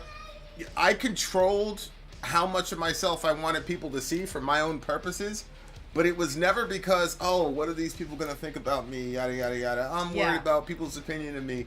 Like, I knew, like, look, people are gonna have this opinion and they're gonna have this assumption about you. Let them have this assumption because you have this particular kind of goal, and so I would project that kind of, that energy out to them. It's the same thing about, like, growing up in, like being in Maine, and going to church in Maine, and you're the only black jelly bean in the church. Like, you cannot be yourself there if you have, any designs of getting along with people. It's just not gonna happen. So, like, I had a goal, like, well, I want to get along with these people, so I'm going to show them this aspect of my personality, and I'm just going to completely shut off this aspect of my personality. Yeah. And, like, you'd see it with people. People like, you're so guarded, Vin, blah, blah, blah. I'm like, yeah, because I saw what happened to Homeboy when he, whatever. So, I don't really, but I never internalized. My point in saying that is to say, like, okay, I understand that kind of resentment of, like, you created this horrible environment where I had to pretend to be something I'm not in order to get in with y'all. And so I can understand, like, that unforgiveness piece of it. Because then I think to myself, like, especially if you're a parent, like, if you're a parent and you know your child, and it's like, you know that your child really isn't feeling this particular thing, but because the child is going on with it, you're just going to go on with it like nothing is really happening. And I think that could be extremely damaging and frustrating. It is damaging and frustrating, for sure. You're saying when you can see that your kid is not going... Wait a minute, say that again? Yeah, parents know their kids. Right? So they know, like, little Johnny doesn't like wearing this suit to the recital or whatever. He doesn't even want to be in the recital, but he's not going to say anything because he wants our approval. But we know that, so we're not going to say nothing to him. Like, that is pretty insidious. That's horrible. And, like, go ahead. Do we do that? Who does that? Us. Do we do that? No, we don't do that. That's why I was like, kids... I don't know what you're talking about. Yeah, I'm just saying I can understand why he would feel that way about unforgiving, not having forgiveness. Sorry, I misunderstood. Your father doesn't want any more of that one. Just give him a tender. Thanks, honey. Just give me some ice cream, actually. That's what I actually asked you for. No, but, like, yeah, I could definitely see, like, having unforgiveness toward people like that. Like, you knew that I was struggling with this nonsense. Like, you knew I didn't want to do this. But because I was quiet about it, you just went along with it. I mean, that was par for the course back in the day. I mean, like, I'm going to put up a poll right now. It wasn't for me. Your mother didn't have you do stuff you didn't want to do. No, she tried. I just wouldn't do it. I'd get in trouble. You know what I'm saying? Or I would just tell her, I'm not really feeling, I don't want to do that. And the only reason I'm doing it is because I don't want you to attack me. But, like, you know what I'm saying? Yeah. There was never any, like, yo, I really, really enjoy this. Like, I did not pretend with my mother, is what I'm saying. Yeah. There was never any pretentious, like, oh, I really like doing this, yada, yada, yada. Like, no. Yeah. Well, I mean, Go ahead. We came up in that. That's just how you guys came up. It's just all there. There's a lot of times, even to this day, I don't even know necessarily what I want to do. Yeah, I know. I'm like. And we had that. Yeah. It's so frustrating, but I'm like, he'll go take a shower, and I'll be like, okay, now I'm gonna probably put on a movie or something, but I don't even know if I want to watch a movie. And then I like start watching a movie. I'm like, this isn't what I want to watch. I don't even know what I want to watch. It's so ridiculous. So, but I do think a lot of that has to do with you to go with the flow, or to go with somebody else's flow and do whatever it is that you're supposed to do. You have to have a certain, okay, yeah, we'll make this fun. Like, but that's what gives you that like divided personality, because you're playing a role, but it's in real life. Yeah. And now people they don't know who they are. Yeah. You know what I'm saying? Like, and that's the thing. It's like that's where that line gets blurred. Like, you don't actually, like, yo, like, do I like this? Do I not like this? Because I was pretending I was grinning and bearing it. You know what I'm saying? Like, I definitely think that could definitely split somebody's personality and turn a me into a we and all the rest of it. You know what I mean? Like, aside from my philosophical understandings of what a self is, or what a person is, which I think is divided up into multiple personalities, not in a disordered way, I do think that it can definitely like disorient a person for their entire life, where they start to question, well, do I even like this thing? Because especially when you're in a situation as a kid, like, I knew I was an odd kid. I would just say, I'm not doing that. And then bang, you just get smacked, like, period. Like, they'd smack you, you know, whatever. Or I would be like, all right, I don't want to get smacked, so I'm going to do this. But I'm going to let you know, like, I never really want to do this. I don't believe in this shit. I don't, you know, whatever. I'm just going to go ahead and live because I don't want the trouble. I don't want you to ban me from Nintendo. You know, like, I made it clear, like, I want you to know that I'm not really with this shit. My mom used to say, Sori is sitting down, but she's standing up inside. Yeah. Yeah. So they knew. I mean, they knew. That's what I'm saying. And that's where the unforgiveness comes from. That's where it comes from. Because it's like, you knew the entire time. That's crazy. Yeah. That's crazy. But, like, you came from an environment where they would talk about breaking children and things of that, you know, like being broken and... I mean, it wasn't just children, though. Like, even that college that I went to. Yeah. One of the ladies had posted, she was one of the, like, the staff. Not like, she was a staff person there. And she just posted, like, a couple weeks ago, saying how somebody was like, why are you always talking about being broken? Like, yeah. I'm always broken. Yeah, it's crazy. And then it's like, once you get outside of the environment, it does sound really weird. Like, when you're in it, I guess that's how, you know, those sorts of environments work. I remember the first time you said that to me. You're like, you know, the guy, he wasn't broken yet. And I was like, broken yet? I think why what do you he keep meant talking was, like, about humbled. breaking people? Like, where you're... Yeah. Talking about breaking people. Yeah. You think they were what? Then the other thing that the parents would say is, we're not trying to break your spirit, we're trying to break your will.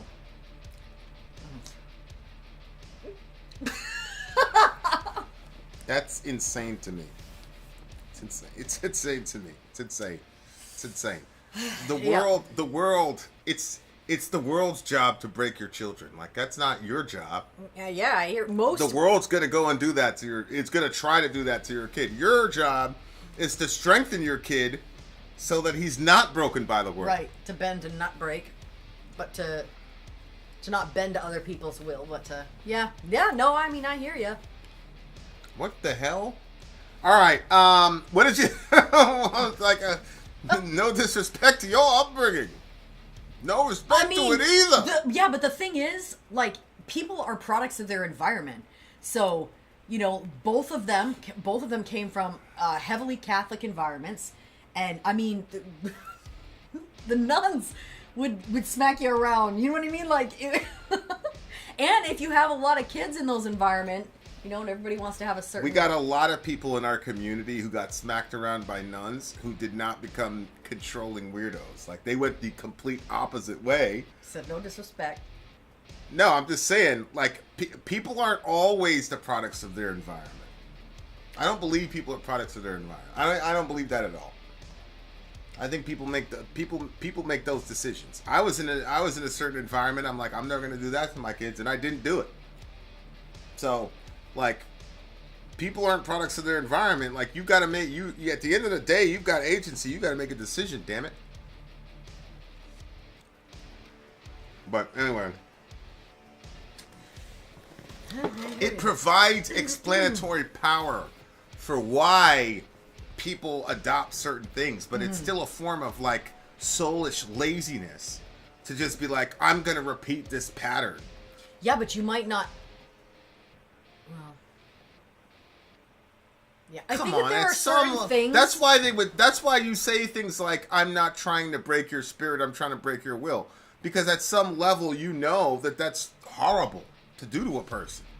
So now you make this distinction without a difference. I'm going to break your will and not your spirit. Well, anyway.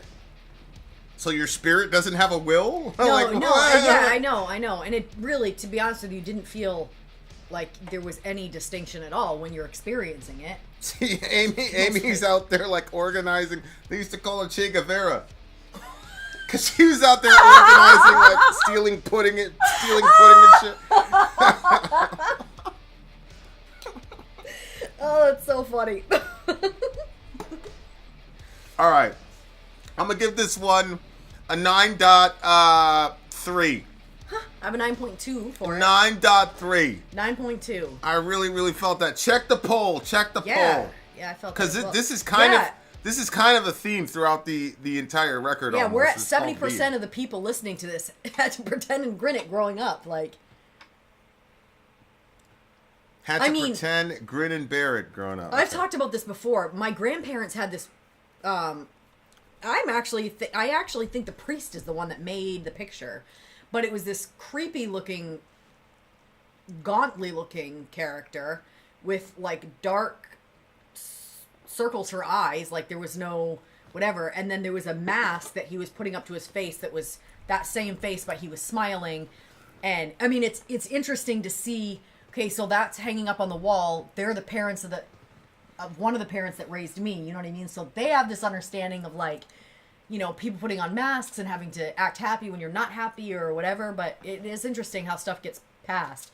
I mean, that's one of the things, like, you're better at getting the kids to just be like really transparent. I think you are. But like, I always feel like I'm like, you know, like one of the kids was headed to work today. And I was like, go get your thing at the mailroom, because if you don't, they could ship it back, you know? And there was like no urgency, and they were sending somebody else to go get it. And I'm like, yeah, but 2 people should go do it. That's big, you know? And the person was like, meh, and just kind of went the other way. And then later on I found out, yeah, that person had to work. So they didn't want to go get anything or do anything. They have to work. Right. And that makes sense. So I'm like, just say that to me. Just tell me. I mean, I'm a human being. I know that. I didn't want to do anything before work either. Yeah. You know? I do remember what it was like before YouTube. That's funny. I don't really remember a lot of life before YouTube. Well, I never had jobs where I would sit. So sometimes if I'm like, I'll be like tired or whatever, I'm like, yeah, but we're about to work and I'm going to be sitting the whole time. So see what I'm saying? I got you. But yeah, anyway. Okay, so 9.2 for me. And Vinny gave it a 9.3. 70%, I'm ending this poll. 70% of the people listening here said that they were forced to fake it. And grin and bear it growing up. 30% of you, Amy, were you? Which one was it for you? I know what you were doing.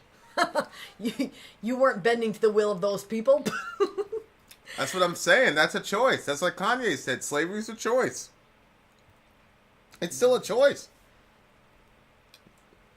Yeah.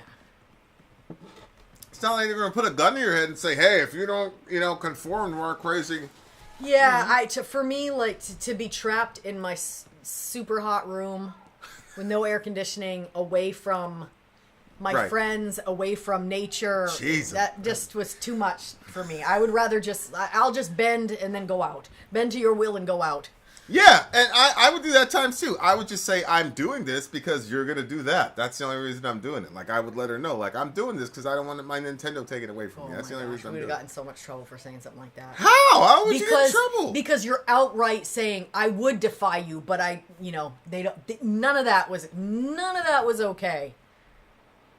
Yeah, no. Depends, really. She said a half and half. Yeah, okay. All right, let's go to the next song. Let's see where this album is taking us. Very interesting.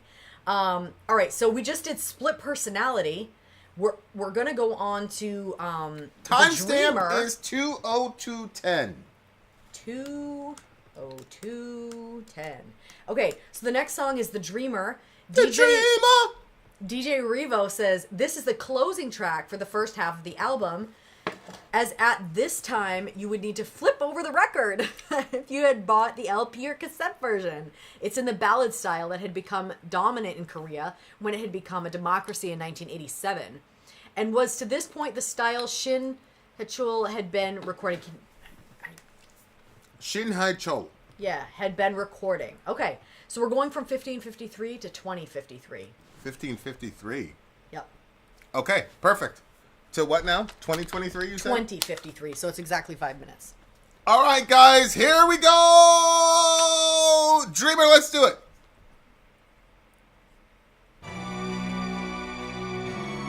Definitely King Diamond influence for sure. For sure.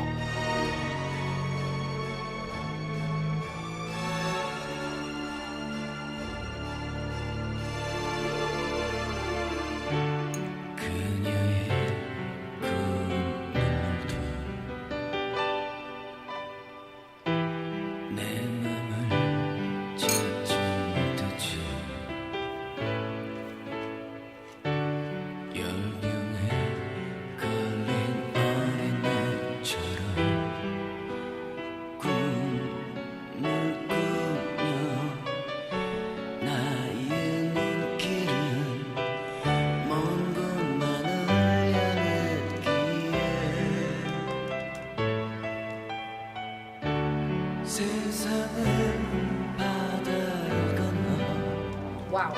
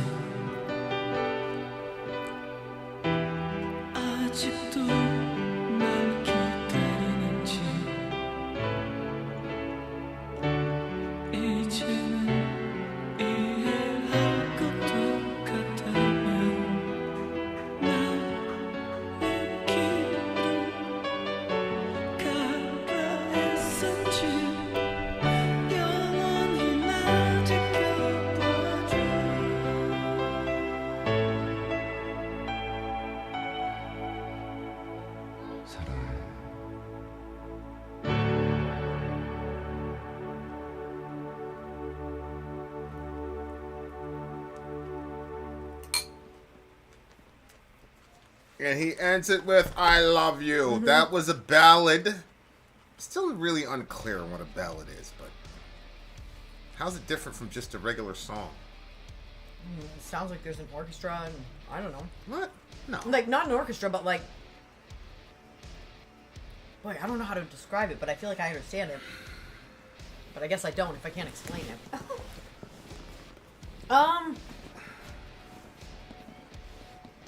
This one was interesting because, you know, like you have the people that go off, they do their dream, and then once they get to that point in their dream, they realize it wasn't all that they thought it was going to be. Mm-hmm. And so he starts it out by saying, her beautiful tears could not hold my heart. Like a child with a fever, dreaming, my eyes were only directed to distant places. So, you know, he had that wandering spirit where he wanted to go off and do things, probably his music.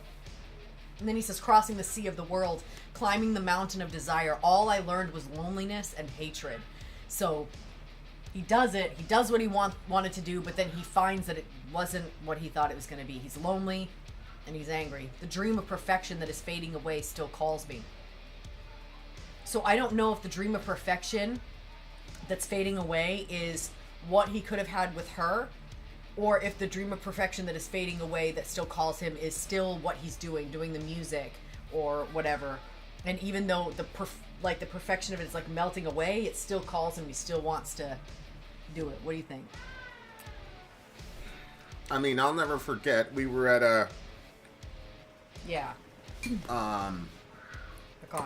at a concert with some pretty like big Hall of Fame type bands. Mm-hmm. Two of them in particular. I thought like these two were gonna be in the Hall of Fame like in 20 years. Yeah, yeah. And like we were backstage in the catering area, and we were chilling, and one of the guys had to, do one of those packages where they, hang out with people outside for a little bit. So like there were people outside of where we were, the area where we were. You could meet the band. Yeah, it was a meet the band type thing, and like he kept looking back at us. Like, I didn't know that. But. And this dude's like a giant, like. And then finally he was done with that, and he's like, "Yo, you guys still?" And I'm like, "Yeah, man, we here, obviously. What are you talking about, obviously?" And like, I don't know what happened. Like somebody came over, and he's like, "These two love each other, but they really, really like each other." Yeah. And I was like, "Damn!" Like, and we both kind of felt like the loneliness side from him. Yeah. Which was killing me because I love him. Go ahead. The other interesting thing was we were enjoying each other, but I don't remember what we were discussing. I mean, I could probably take a stab at it, but we were talking about an issue in our relationship. Mm-hmm. And so it wasn't even like it was like we have conversations where we're laughing our heads off, but it wasn't one of those, but we were still having a good time with each other, even though we were having that type of conversation. And then he sees that conversation happening, of course doesn't hear the context of what it is, but yeah, you know what I mean? But he could still see that even in a conversation where he didn't know we were talking about something more on the serious side, I guess you could say, but even still, like, we like each other. Yeah. I happen to like Vin. Yeah, and he could never be with his ex. I mean, she died, but he could never be with her because she was still on that drug shit, and he was, out of it, and But there was another person there too that was a Hall of Famer, and I could hear the person in the back, but they were still by themselves. You know what I'm saying? It was just tough, man, because it was like, here's this big dream, and like. He said like a fevered child, like he wandered to distant places. But the thing is, like, people like that with that kind of talent and that kind of like drive, like, they really don't have a choice. You know what I mean? Like, if you've got that kind of drive and talent and you've got the opportunity, you really don't have a choice. Like, you are going to go and do the thing. You're going to go do it, period. And like, and it's like, if it was me, like, I'd just bring you along with me. You know what I'm saying? And you're the type of girl, like, you're going to parachute in anywhere. You're not going to be like, You know, I'm not gonna wait at home. Yeah. but I especially in Korea, I would assume. I just think that there's probably times when they're like, look, I'm not gonna like uproot my entire life. This is all I know. You're talking about going from what hotel to hotel to hotel, which is not easy. You're performing, or forget the hotel. You're on a tour bus. You know, you're living out of a tour bus. You're talking about going to the bathroom at a 7-Eleven. You're talking about not getting a shower for maybe 2 or 3 days at a clip. I don't know why they don't just get those like an RV. I think the record label doesn't want to spend the money on it. Like, I remember one time I was watching MTV. If I was going to be doing that, I was setting aside money for that. I was watching MTV, like Destiny's Child was talking about it. Like, you can't, you know what I'm saying? Like, and it's like, wow, okay. They were a pretty big pop group, and they were talking, you know, so it's like, there's like girls that are like, no, I'm not going to go parachute into this crazy world with you, bruh. Why can't you just sing at the local, you know?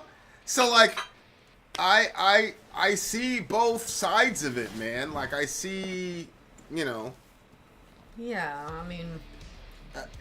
I could see why the girl would stay where she was, and I could see why he's like, I got to get out of here. Yeah, but, I mean. And you can't have your cake and eat it too. No, Go ahead. if everybody's just honest about, you know, where they're at with the thing, like, but the thing is the heart wants what the heart wants. If you love somebody. Yeah. You know, but at the same time, I mean, they didn't, it sounds like at the end, he says, are you still waiting for me in tears and prayers? You said you understand now. You told me to go my own way. Watch over me forever. I love you. So it seems like he couldn't let go of her even though he left. Well, yeah, her life ain't going to stop. She's going to find somebody else. They're going to get married. Mm-hmm. You know what I'm saying? I mean, it's tough, but you wanted to chase your dream. This is what you voted for, bro. Yeah. Yeah, it's tough. But I wish they would have actually repeated that last part because it was very, very sweet. Yeah. Like cavity-inducing sweet. I'm going to give this one a 9.5. It's my favorite song of this band too. so far. 9.5 for me as well. Chris, I liked it. Chris says, I think it's a romantic ballerina ballroom dance, having a ball, more emotionally sensitive. Ballerina. I can see a ballerina doing some little twirlies and shit around this. There you are. All right. What's Revo? Give us your vote, sir. Yeah. What's the next song? Okay, so that one was The Dreamer. Now we are going on to Fly Chick. DJ Revo says, for this stream, I requested for Vin and Sori to eat chicken and beer. Eat beer. I didn't know that could be done. Eat chicken and beer. So they would enjoy the same meal as me when I watch the stream. Did you do it, Revo? Did you eat fried chicken tonight, or did you not? Because it was the other night. Fried chicken and beer combination. We're waiting for this dude for like 2 hours in this thing. Go ahead. It's called chimnaic in Korean. How do you say that? Yeah, I think it's a chimnaic. Combination of the English word chicken and the Korean word for beer. Maecho. We're eating the same meal, he said. This is the opening track for the second half of the album, is the radio and TV single that was played to represent the album. So the artist said the inspiration for this song came from while he was eating KFC. He heard a sad ballad play on the radio by Lee Seung-kwan of Dream Factory about his pet dog dying, which caused Shin HaeChul to burst out laughing. People get really mad about their pets, though. I know. That's why I was surprised. You know what I'm saying? Like, they're really emotionally attached to their aminals. Then he started to have some memories from his own past as he reminisced about his pet chick from the 1970s, which he said led to this song coming together in a flash. Conspiracy theorists of time said if you play the song backwards, that there is backwards masking of him saying in Korean, I killed the chick. He actually mentioned this conspiracy theory on TV, but just smiled and laughed about it. Most people who bought the album were disappointed because they thought the album sounded like this radio hit when they bought it. They anticipated Shin HaeChul was continuing his ballad pop music style. Yikes. Boy, I wonder if he did. You know what? Can I ask ChatGPT? No, you cannot ask ChatGPT when we're Oh, working. and I did ask what that 9-letter word was, and It was prostitute. from the other night. Anyway. All right, guys, here we are. We did we timestamp that? Timestamp 2/17/30. 2/17/30 is a timestamp. Fly chick. Let's check it out. Fly chick. Here we go. This should be interessante. What time? What's time off? It's not a single. To 26:08. No, this one had the fan-made cartoon. Remember? Oh, this is the fan-made cartoon where Yep. it's an actual chick. Okay. Yeah. Hold on. Let me bring that up. Yeah. Okay. Ooh, Next. Yeah. Yikes. I wonder if I wonder if those things are easy to kill. You know what I'm saying? Like accidentally. You know what I'm saying? Like. Chicks. Yeah. Like. Oh no. One time we had fish. Yeah. And my dad felt bad for the fish because all they eat is that disgusting fish food, and so he was like, "Oh, Sori named her fish Oreo. Maybe Oreo likes Oreos," and he gave my fish Oreos, which apparently swells inside their stomach, and the fish got really puffy, and then belly up. Thank you for that. It was so sad, but I'm saying that wasn't on purpose. He wasn't trying to kill the fish. We didn't have AI back then, so you couldn't ask, is it okay to feed your fish? Don't feed your fish Oreos! My father just thought, he had a boring life and he wanted to make it exciting for him. R.I.P. to the fish. And he says I killed the chick. No, he doesn't say it. It says it. Yeah, they said it's backwards. It's in there. backward masking. All right, guys, here we are. Next, and here's the cartoon. I think the cartoon will become more significant now that we know the backstory. Here we are. We continue. 육교유의 네모난 상자 속에서 처음 나와 만난 노란 병아리 얄리는 처음처럼 다시 조그만 상자 속으로 돌아가 우리 집 앞들에 묻혔다. 나는 어린 내 눈에 처음 죽음을 보았던 1974년의 봄을 아직 기억한다.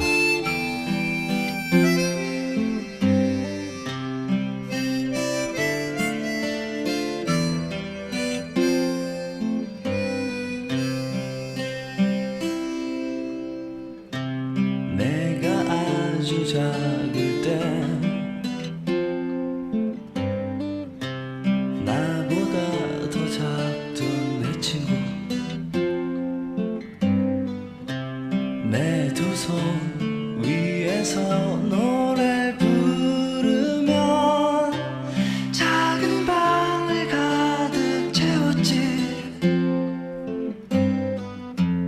품에 안으면 따뜻한 그 느낌 작은 심장이 두근두근 느껴졌었어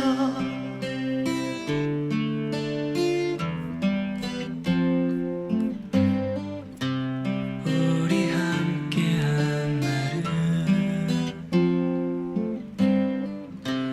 그리 길게 가지 못했지 어느 밤 열리는 문이 앞에 힘없이 누워만 있었지 슬픈 눈으로 날 기침하더니 새벽 무렵 벤차 뒤척이 쉬고 있었네 Goodbye 얄리 이젠 아픔 없는 곳에서 하늘을 날고 있을까 Goodbye 얄리 너의 조그만 무덤가엔 올해도 꽃은 피는지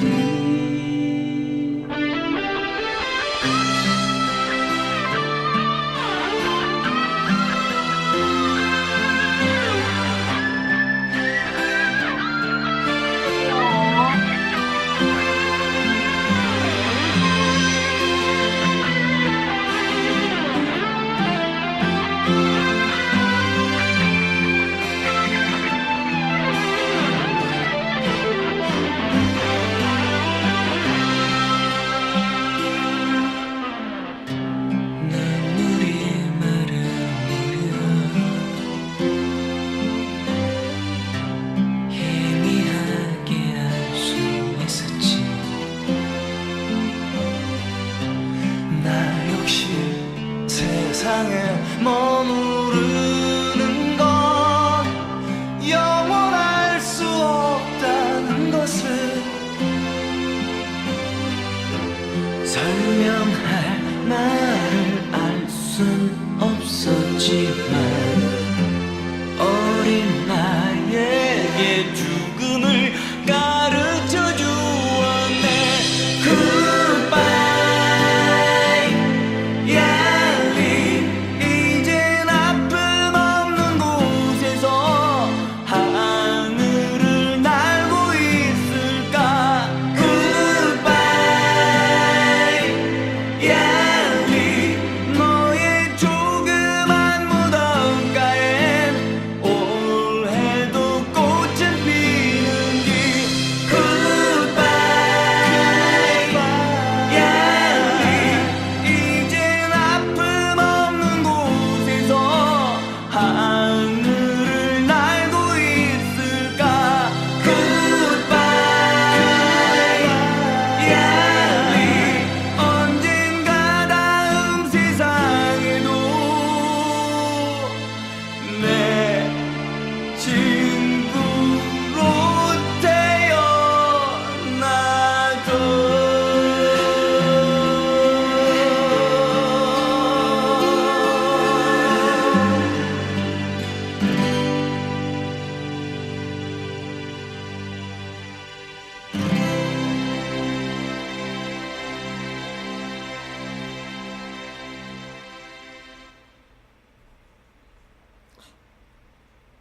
What was the name of that song?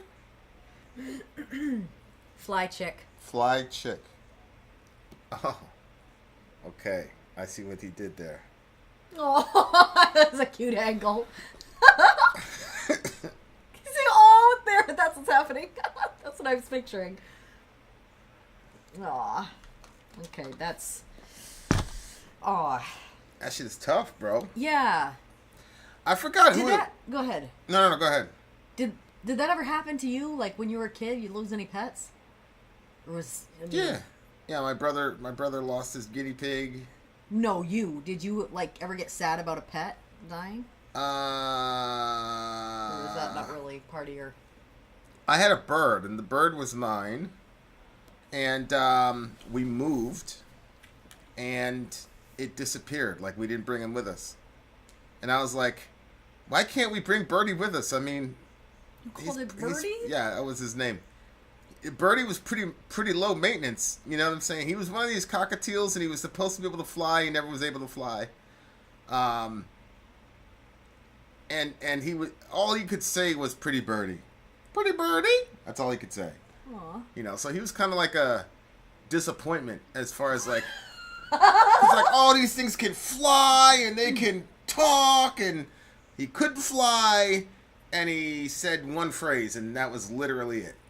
But that was my boy. I loved him. I took care of him, and you know, but he didn't make it in one of the moves. You know, I think it was my little brother would throw him off the stairs to try to get him to fly. You know, because it's like, oh, maybe it wasn't anything. Push him out of the nest. Yeah, it wasn't anything malicious. It was just like he was just like his logic was, well, maybe you know, because he couldn't, you know, He needs a little nudge. he needs a little nudge. You know what Yeah. I'm saying? That was his logic, but that wasn't really the case. Oh. They just sold us a bad bird, I think. But that was my boy, so it is what it is. R.I.P. to director Franco's turtle Lucky. Oh no! Really? Remember, we used to see the picture of him in the videos. Yeah, but maybe he's been dead. You know what I'm saying? Well, I didn't know he died. The last I knew, he was in the videos. Nobody knows we've been here. What happened to him, Franco? I think that, like, the way that first of all, the song itself, it was emotional sounding, and the video, the fan-made video, Overshadow was Sean. Gang, adorable. What's Hey, up, baby? Good to see you this Good Friday, Sean. What's up, baby? Go ahead. The little video that the fan made was super, super cute, and like just added to the vibe, I thought. But I definitely think, like, it's interesting because you've had a lot of experiences with death that was not pets. Right. And we like, oh my gosh, there was so many pet situations for us growing up. I lost my fish, the gerbil, the guinea pig. We had fish and they died, but the cats, the dogs we got rid of. We never kept those long enough to die. You felt bad for the fish? Anytime, honey, you know how I am. There's literally neighbors that when their house is empty, I get sad. Like, my parents used to pick these people up to bring them to church. And, like, I didn't understand it at the time because I was, like, just a kid. And it's not like my parents were going to gossip to me about it. But, like, these people smelled really bad. And my parents would pick them up and they'd bring them over to our house to eat. And I have always been, like, I don't like bad smells. I think most people don't like bad smells, but, like... I think that's pretty universal. Yeah, but... even as much as I didn't like the bad smell, like when those people would get dropped off at the end of the day, I was always like real sad about it. And it's not like they talked to me or anything, like they were there hanging out with my parents, but it wasn't even an exciting time. Like sometimes my parents had like company over that was like, there was a lot of laughing and there was joking, and some people would get my parents to tell stories that I knew they wouldn't have told otherwise, and you'd like learn stuff. But like these people weren't like that, like it was different. But anytime that they were dropped off, like I just felt so sad when they would leave. And yeah, I felt like that anytime something would die, like that feeling. And when the cat, like my sister's cat Cody, when that one, I loved that thing. After they got rid of my favorite dog, then when that cat came, I was like, I'm gonna love that cat. And then when that cat went missing, that was it. I was outside singing. Didn't you have a crazy neighbor? Oh yeah, that you suspect is. No, we don't suspect. He literally, his kid went to school and told my friend what happened. I mean, he killed multiple people's pets. He killed the neighbor's rabbit, like they literally saw it happen. He took the rake, put it over the rabbit, and stomped on it. It was terrible. And like with the cats, well, I'm not even going to say what he would do with the cats because I don't want to give anyone any ideas, but he would kill the cats as well. But I was outside. That's really dangerous. That's like a #1 mark of psychopathy. Yeah. I thought it was pretty alarming myself. Very. What did your parents do? I would have been like, yo, bro. Seriously. Because that you got to show them people like, yo. That guy was able to do what he wanted in the neighborhood. So, yeah. They were weird anyway, those people. But anyway, no shit. Well, it was more weird than that. But anyway, I was like literally, this is going to sound so freaking dramatic, but this was after the Titanic came out, so that song, My Heart Will Go On. Oh my, yeah, you told me about that. Outside singing that song, like calling for my cat. Well, it wasn't even my cat, it was my sister's cat. And that was it. I literally remember where I was, and that was, like, I noticed that vows are like really crazy things. And like, it sounds like a witch thing, you know what I mean? Like to make a vow, but like you can make a vow and it like can really change the patterns of your brain and the way that you do things. And like I said, this is it. This is the last time I will ever love anything like this. And then I never did after that. If a pet came around, like I'm like, this thing's cool, it's cute, but I'm not going to give my heart like I did. Jago kind of, Manny kind of took my heart a little bit though. Like I had a dog, but I gotten the dog at the same time as I had a miscarriage, and it wasn't intentional. It just happened that when I had the miscarriage, the dog came like 2 days after it was already set up. So there was a sort of transfer that happened with that. So when that dog died, that was pretty difficult. But you were so cute. You were such a great friend during that. You bought me some supper. You bought me and my husband supper, so I didn't have to do any cooking. And I always liked some Chinese at that point. Anyway, yeah, so I mean, yeah, I felt bad for you. And I knew you didn't really like animals, so that was what made it even more like. Yeah. But people, like, I think that animals carry something of the spirit of God in them also. Like, not like a human being does, but like, how does it have life without having, like, there's something special about an animal and the way that they react and the personality that they have.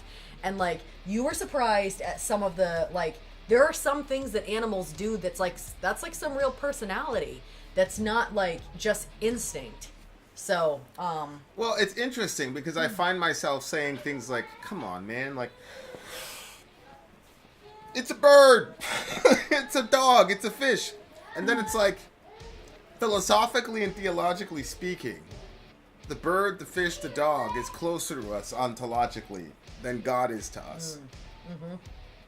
And so it's like, you know, you have those stories where the devil, there's all variegated kinds of stories in the Quran and in Christian lore, and as well as in Judaism with the intertestamental literature, where the devil's real problem is, why do you love these guys so much? Like, what are you doing? Mm-hmm. And it's kind of like he's looking at us like pets. Like, why are you, who cares if these, like, come on, like, you could like them, you could say they're cute and whatever, but what are you doing? And it in those stories, it engenders a certain kind of resentment. The devil has a certain kind of resentment because, you know, God loves us and we're so far beneath him and they're so far, you know what I'm saying? So it's like, one of the reasons we have pets is so people can understand, like, this is something that's completely beneath you, but look at the love you're capable of having for it. You're writing music for it. Mm-hmm. You know, I think it's called Ben or something like that, but Michael Jackson wrote a song about his, like, pet rat. He had no friends, obviously, growing up. I mean, because he broke at, like, 8 or 9 years old. He had no friends as far as, like, you know, and he had this rat, and obviously it died or something like that. And I forgot the name of the song. I don't know if it was Ben or something like that. It's something with a B, I think. I'm not sure. That you can chat GPT, but what was the song Michael Jackson wrote for his pet rat? But I didn't understand it at the time. But yeah, like it was very. It's a very interesting. Yeah, it's Ben. Ben. It's in 1972. Yeah. Yeah, like also a ballad. That's also about, yeah, it's like, okay, people are making ballads to animals, here we go. But I kind of see it like, you know, it's God's like, okay, this is what it's like. I mean, I totally see the angle that you're coming at it with, but like when my kids do something, whether it's not when they're trying to compete with the other one, like, because they're all unique in their own way. Like Orion is, yeah, Sean will be here. He'll build something out of just Lego pieces. He'll like create something that's unique and different, and the other ones will try to like kind of copy it, but it's not, you can tell it doesn't come from inside of him. Reza will do a dance and a song that he made up himself, and then the other ones will try to copy and be like him. But like when they're all doing their own thing, it's so amazing to see like their own creativity, and like what was hidden inside their soul is now being put out there in the physical realm somehow for us to be able to experience it. And so, you know, like when they draw a picture, especially when they're coloring, that's cute, but when they draw something and they're like, oh, this is me and you, or whatever, it's so friggin' cute to me. And I'm like, that little drawing that they put on the page that loosely resembles a human being, I, like, my heart feels like it like, jumps up on the page with the little drawing. And so I'm like, if that's how I feel about my kids drawing, how does God the Father feel about the creation, you know, like the what was created, you know what I mean? Like, how does the things Trinity, that we make, yeah. No, the Trinity, how does the Trinity experience the things that were made by them? Mm-hmm. The animals and the birds, and like, maybe all of that reminds, like, maybe the Father looks at it, he's like, I remember when the Son first put wings on the birds. You know what I'm saying? Like, there's a story, it's not actually in the Bible, it's like in some extra writings where, like, when Jesus was a child, he like creates this clay bird and then it flies off. Like it's not in the Bible, so it doesn't have like that level of like, this definitely happened, but like the idea of it, that, you know, maybe not, you know, but even if it didn't happen here, like they still had the, in the beginning when God created everything, and there was this experience when they were building, they were creating. And so sometimes like I look at the animals like that, like, wow, like there's so many birds that like fly by us, like these amazing birds that like you normally would just see in like a National Geographic or something. Like, here's this jet black bird with like these red and yellow like parts on its, just incredible things. Yeah, you just see it on the regular, insane. and it's like in Maine how robins were, but yeah, like I just see that stuff and I'm like, if a drawing that's flat on a page that can't pop off or say anything or do anything makes me feel that way because my son did it, like what does the Father, Son, and Holy Spirit see when they see a bird that flies through the air, just like rests or glides on the, and then you have those passages that talks about the things that are like amazing, and one of the things is like how a serpent glides across a rock, or like I don't know. I mean, if I find a roach or something and I step on that, I don't really feel bad. But like certain like spiders or like little tiny flies, like when I kill them, I feel bad because I'm like, ooh, where did that consciousness go? Well, I was watching this thing from a ex-Navy SEAL, and he was talking about he had this experience, pretty esoteric experience, where he was like, he said, now I understand, those Shaolin, those Buddhists or whatever, where like they would just take the ant and guide the ant outside of the house or whatever. Mm-hmm. And he said, nothing should be killed. He said, nothing living should be killed. Yeah. And, he was pretty emotional about it for obvious reasons. And I remember listening to that and being like,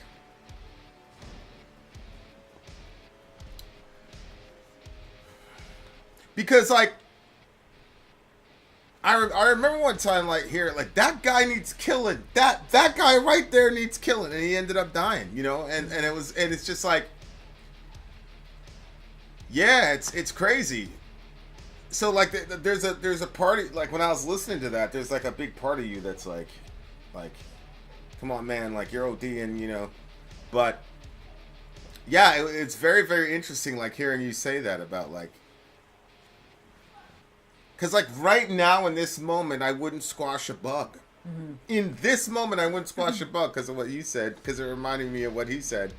But yeah, like I think that we have those things because like animals, yes, they're beneath us, like as far as like the template of being or whatever, the hierarchy of being, they're absolutely beneath us. Like one human child is worth all the chickens in the world times a million. Yeah, for sure. But, and that's because we're creating the image of God and chickens are not. Mm-hmm. But it is our image. It is the image of God in us that compels us to love lesser beings. I was watching a short from this girl and it was like, damn. But she had cheated on her husband like 3 or 4 times. And she got caught. No, for 3 or 4 years. My bad. She got caught, and the husband said to her, like, I don't know how not to love you. So obviously they ended up staying together. And she's like, that's when I understood grace. That's when I understood God. And she's like, that's God, And like, there's a sense in which the Bible doesn't say God is wrath. The Bible doesn't say God is justice. Mm-hmm. It does say God is love. Mm-hmm. And so in that sense, because he's constrained by his own nature, he can't help but love us, love animals, love a blade of grass. Mm-hmm. Like I remember one time I was outside and I picked a blade of grass and God said to me, I love that blade of grass more than a first-time mother loves her newborn. And I thought to myself, this is insane. It's one of those things where I need people. How do you know when God's talking to you? Like I knew it was God because that is not. I'm a very, very cynical individual, especially when it comes to lower forms of anything. And of course, now that I'm around my pagan friends, it makes more sense because the pagans believe that there's a life force or consciousness in everything. Mm-hmm. So like when I ran into Kai, like that made sense. Yeah. So. Yeah. I don't know. It's an interesting song. Rest in peace to the homie. Maybe you'll see him again, inshallah. 9.5 at the resurrection of the 9.5 at the resurrection of the just. Mm-hmm. See what I'm saying? All that's coming. Yeah. Yeah, all that's coming. You can have your pets. Coming back. You can have your pets as long as you come for the ride, dear listener. All right, here we go. Okay, this one. Next song. Go ahead. You're going to be surprised, but that one was a silent count for me. Are you serious? I'm 100% serious because of the experiences that I had, like, with That's deep. the pets and how I felt about it, and then this song like made me feel those feelings again. And also it makes me think about, you know, like there's certain people in our village that I know have pets, and like I know that their pets mean like a lot to them. And so I don't know, just kind of made me think about that, and made me feel sentimental about the pets, sentimental about the people in our village. And so anyway, for me, I'm going with a silent count. I know that sounds crazy to you, but How do you know it sounds crazy to me? I don't think it sounds crazy. It doesn't sound crazy to me, especially, you know, the people in our village, because, you know. shout out to Scruffy, shout out to Cody, and Gang, shout gang, out gang. to Jago and Name. Rest in peace to the homie. Yeah, that's not a good sign, man. If you out here hurting animals, man, you probably not on the team. We're probably not gonna see that guy ever again. Good for him. All right, guys, here we go. The next song, do 244 for the timestamp. Okay, so the next song on the list is "I Am Different from Others." That's 244. That's the name of the song. Yeah. Whoopsie. 244. I Am Different from Others. Our DJ says, here's another one of the songs from the album. For whatever reason, the full album on YouTube video that I use for this, most of the stream reverts to a live recording at this point. But I've linked for you guys to the video to the original recording of the song. So check that one out. Wait, there's no link. Do you have that already? I am different from others. Mm-hmm. Read that part again. What did he say? Actually, I'm gonna use the. Here you go. Okay. Well. You don't do a commercial, or you want to? Well, you'll figure it out, I'm sure. I'll be back. No, let's do an Ask Me Anything. We'll talk. I think I deleted the link. It's fine. Well, just resend it, because Sori's taking a break. So resend exactly the one that you want, because there's no reason not to do exactly the one you want. We're not in a rush, Revo. You know what I'm saying? I Am Different from Others is the name of the song. Okay, I'll play the live one if you want. I'm just saying we could play the other one. You know what I mean? We could do whatever you want, but yeah, we'll play the song that's on. When you say play the live one, what do you mean by that? Play the one that's on the record, or play another one? What are you talking about when you say just play the live one? But yeah, somebody asked me a question while Soraya's up there. Hurry up, because I'll answer it. I'll answer any question you want asked. But you gotta do it before Soraya shows up.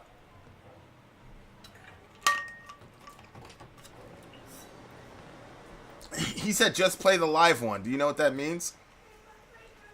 No, because. Is that the one that's on the record? Yeah, the one that's on the record. The one that's on the record? Yes. Okay. Okay. Do you have the timestamp for that one? No, but I will find it very soon. Allah is lame to the bone. Okay. Really? It depends on which Allah you're talking about. Okay, so. Trinity Matrix. It depends on what Allah you're talking about. Okay. It looks like 2617. Okay. And thank you very much, by the way, for timestamping all that for all viewing pleasure. 2617. That made life so much more simple. Would you say 2617, you said, babe? Yeah, 2617, and I'm going to give you the end. You're going to give me the what? The ending, 3120. So there's no question. 31? Whoops. All right, guys, here we go. I am different from others, and I am going to get the lyrics from you. Where are all the lyrics, ma'am? Whoops, is that 31? 31. There you go. 31. Did I do that right? 3120. Yeah, okay. All right, there you go. What'd you say? You said 3120? Yeah, that's where it goes to. So we're starting at 2617 and going to 31. Okay. Gotcha. And the lyrics are it's a very small lyrics. Oh, whoops, no, I'm sorry. That was the wrong thing. That was that instrumental. Yep. Boy. Hey, we are professionals here, guys. We are professionals indeed. We are professionals. We're like the most professionals there are. I can't find people more professional than us in this space in YouTube. So I mean, do what you want with that, yeah. dear listener. All right, guys, here we go. I am different from others. Let's do it.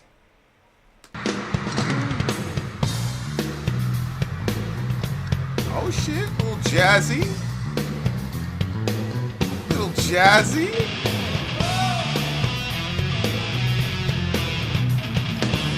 What time are you gonna do?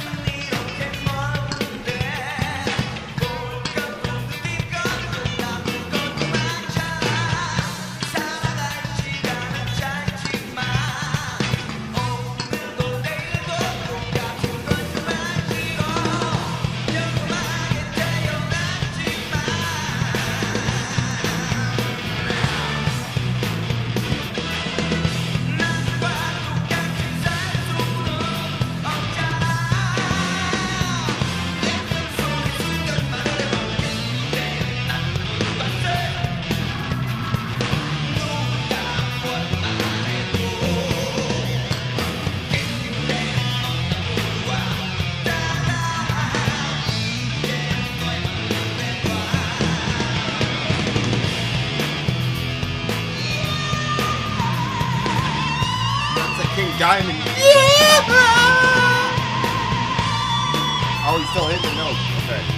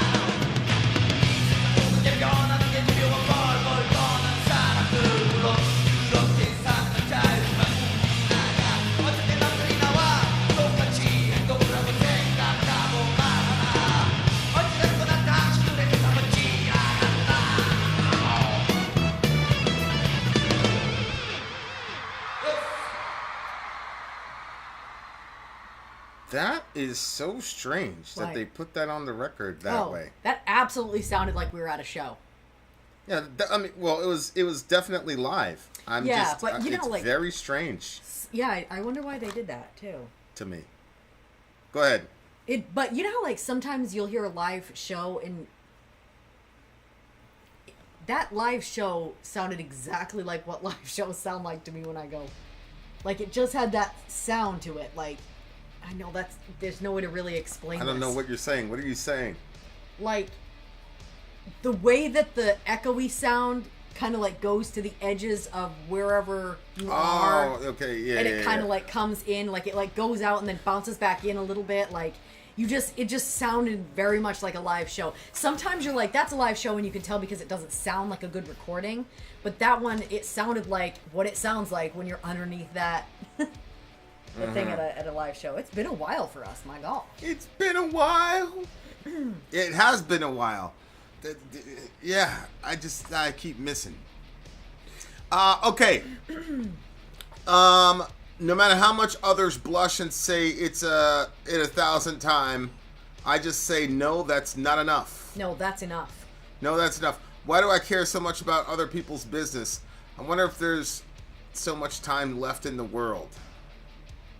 For the future, I would say today just endure it, but the present is just as important. Life is a collection of moments. That's a good... This guy can write, bruh. He really, really, really can write. Life is just a collection of moments when you really break it down and think about it. That's all it is. Yeah. At least in this phase of it. Mm-hmm. I was listening to somebody one time and they were talking about like God lives in the eternal now. So everything start to finish is present and now for him. Mm-hmm. But for us, because we're limited, we progressively get reality revealed to us day by day. And those revelations of reality in small chunks are what we call moments. And I said, yeah, okay, that makes sense. It lays out the entire plan. And then when people die, that's one of the interesting things about near-death experiences. When people die, they say they know everything. Mm-hmm. And I thought that was very, very interesting, which goes to another discussion we had about the relationship between the brain and the mind. But go ahead. What were you saying? Well, it kind of, when you were reading that part, made me think about, but the present is just as important. Life is a collection of moments. So I was listening to this thing today. Well, we were. And he was talking about, I thought it was an interesting way to describe. So he's talking about living in the present moment, but he calls it mindfulness. But the way that he describes it is that you are not the thoughts that you have about yourself. Thanks, honey. You're not the thoughts that you He's judging me for my ice cream. I am not. I didn't say a word. Everybody saw the face. Yeah, but did you see that miniature cup he had? I mean, I don't care. I'm going to eat it and I'm going to enjoy it. Yes, she is. So basically, he's saying that one of the things that we have to learn to do is realize that we are not all of our, like, what our emotions are. So if you're angry, like, you're not, like kind of be an observer. You're of a person that. experiencing anger. Yeah, you're a person experiencing anger. You are not anger. And then he talks about that when you look at an event far away, maybe it's something that you're afraid of or something that makes you anxious, you imagine yourself in that situation, but that still is not you. That's just an idea of who you are, but it's not really you. And so we kind of like force ourselves to be like traumatized, or we force ourselves to be stressed out over things that may never happen. And you don't know what you're going to feel in a certain moment until you actually get there and experience it. And so he talked about that the best way to not do that is to just keep yourself in the present moment and experience what's going on. And so instead of worrying about what somebody's saying, what does that mean? Are they talking about something from just focus on right now in this moment and what the person is actually saying, and just sort of like experience life as it actually is happening and try to be as present in the moment as you can instead of worrying, because he was talking about that you basically split yourself off by sending your anxieties over there and thinking about that over there. Like, to be a total person is to be a present person and to just live in this moment and just deal with what's right there. And the Bible kind of talks about, like, don't be anxious about tomorrow because tomorrow has enough worries of its own, you know. Yeah. And the idea is, like, what can make somebody not worry about tomorrow?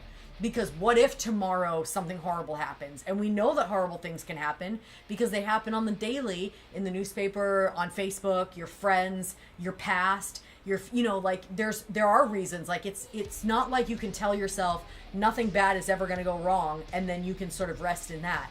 It's that something bad is most likely going to happen at some point in your life, and now what are you going to do to you know? So, you know, for me, really, what's been, you know, my go-to is that's our faith. That's like, okay, right, whatever comes, God is going to be in that moment with me, and at the end of all of this, I'm going to be sitting around the table with all the people that I love and know, and Jesus is going to be there. And, like, so it's that faith and that belief that God is doing something in every moment that I'm experiencing, whether how difficult or how easy the moment is.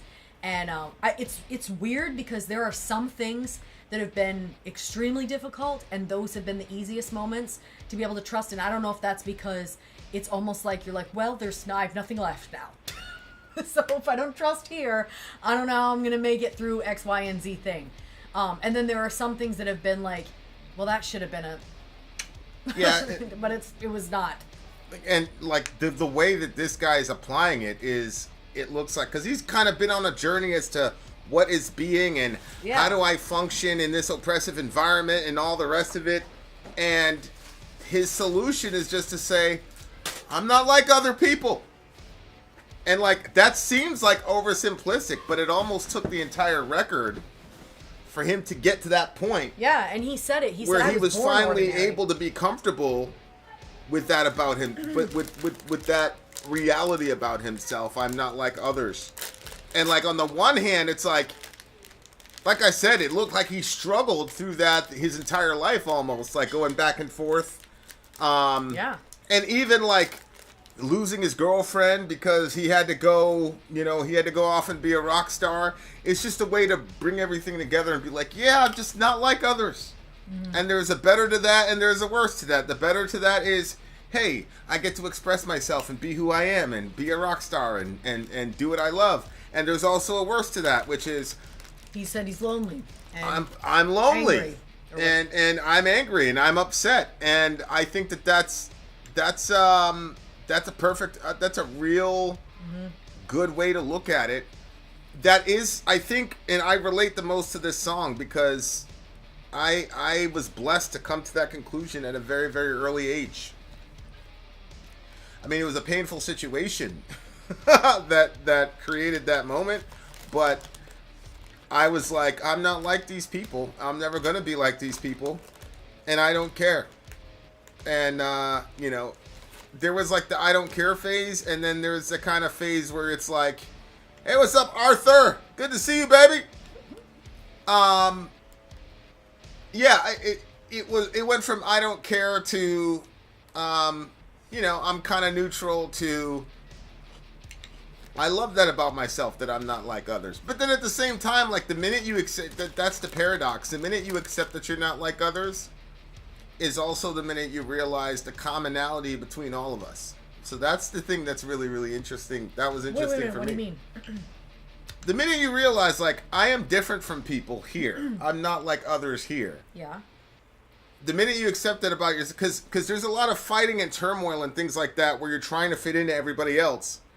And so, like, you kind of, it actually makes you more self-focused because you're trying to fit in. And so you are trying to fit in. So you're thinking more and more and more about the self. And the more and more about the self you think about, the less you're thinking about other people. But the minute you accept, like, I'm not like everybody.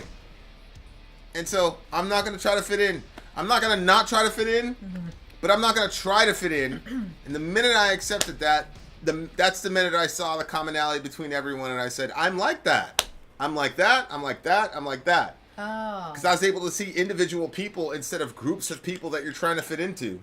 Because I moved around a lot. I was always a new kid at school. And so, like, you always had to kind of plot, what is my in here? How do I get in here? Yeah, you're really good at doing that. And so it was, but it was like groups of people. It was like nameless, faceless groups of people. Yeah. And the minute I really accepted, like, I'm not like them, then I was able to see reflections of myself That's so interesting. in individuals. Did you... See what I'm saying?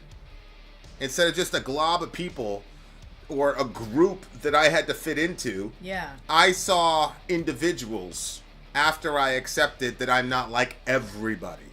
I'm not like the glob. When did you feel more or less lonely?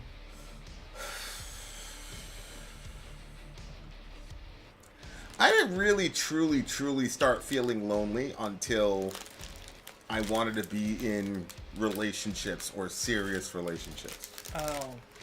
Prior to that, I never really felt lonely because I was always kind of like we were kind of always on our own as a family because we moved around so much. We didn't even have, extended family, like where we hung out with extended family.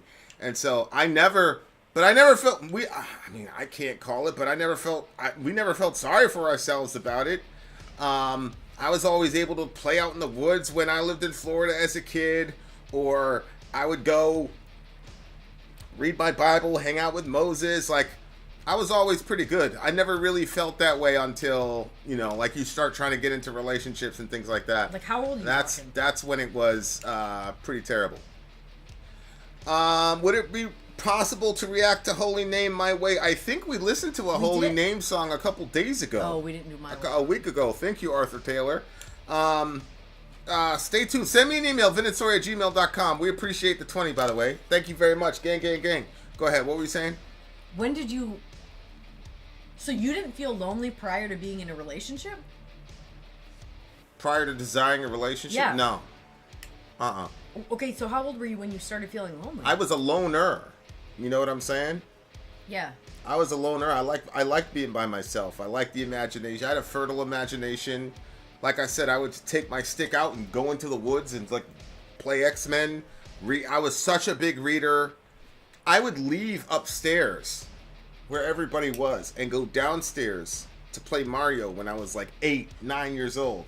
Turn off all the lights. It's so depressing. And be in the pitch dark. I wasn't depressed though. Like, the reason I turned off the lights was so I could like have that focus on the TV and be in Mario World. Like, I was always able to like inhabit those places. So I never felt that way until, then you start trying to be in relationships, and that is when I got How old are we talking? 12? What, 16? to be in relationships? Yeah, when you I met old girl, 17, whatever. Yeah. So. Wow, that's wild. Yeah. I mean, you guys, couldn't wait to start kindergarten because I was wondering if my husband was in kindergarten. So like, I always wanted to be in a relationship, and I always have, like, I don't remember a time where I didn't have faith that God existed, or like that I didn't like talk to God and I felt like he heard me. Like, I didn't feel distant from God as a child, but I definitely felt lonely. I always remember feeling lonely. And then it was interesting because we were talking the other day. That's so funny. Because you were pretty much in a stable environment. Everybody knew you. You were never really the new kid. It's just interesting. But I never really felt like I fit in anywhere. Like, my sister was always able to like integrate with the friends, and I was always like kind of like an oddball, because really I think it's because I took my faith like super seriously, and so I was always trying to like, it was more about my faith than it was about the friendship. And so I was never even as a kid. Holy smokes. Yeah, I came up with this idea that we should it was like a gang, because we were watching the Buttercream Gang, which is really corny. Anyway, and I was like, oh, the Buttercream Gang? Yeah, it was a Christian film that we were able to watch. But it was. But it was the concept of a gang, like everybody was working together and stuff. And so I was like, oh, what we should do is we should all create pictures of like what we think heaven is like and different things. We'll ask each other questions, do these pictures, and we'll share them. We'll do like art. Nobody was interested in doing this. Me by myself. People were like, yeah. So you felt lonely? Well, I always felt lonely, and that was part of the reason why I was like, oh, once I get married, though. This song is kind of hard to rate. Which is probably why sometimes I'm like, Yeah, it's hard to rate because it was, live and everything, so I couldn't hear the quality of the song. But conceptually and where it is in the album, I'm gonna give this one a solid 9. Ah! That's exactly what I had. Really? Yes, if I didn't have ice cream in my hands, I would have put up the numbers, but yep, solid 9. All right. Sounds like a plan. Damn, my boyfriend broke up with me on Tuesday, so I'm just chilling alone. That's all right. That's why we're here, Jetty Jet Jet. Yeah, Jet. That's why we're here, Jetty Jet Jet. No worries. Okay, timestamp. Let's All go. right, so this one is, give me the timestamp, please. It's called, timestamp here is 308, 308.55. 308.55. Okay, so this one is called Life Manufacturing. This is the band N.E.X.T. And our DJ is DJ Revo. He said, this song doesn't have lyrics from anywhere online I can see. It has some spoken words, and I didn't feel like transcribing them myself, so it is what it is. And I tried to look them up, and I couldn't find it. I used AI. Oh, almighty Chat GPT couldn't do it for you. Nope, didn't help me. All right, here we go, guys. Let's do it. You got your headphones? No. Well, get your headphones, madam. Why are you sitting on them? I wasn't sitting on them. They were like literally right beside me. Here we Nobody go. asked you. Life. Oh, well, you kind of asked me. Life manufacturing. Let's do it. Oh, this sounds ominous. Object. Object. Class. Working class. Firstborn. No. Second. Client. Mr. and Mrs. Henderson. DNA condition. Okay. Modification finished. And defrosted. Manufacturing system. Ready. Start. All systems go. Oh, I like this.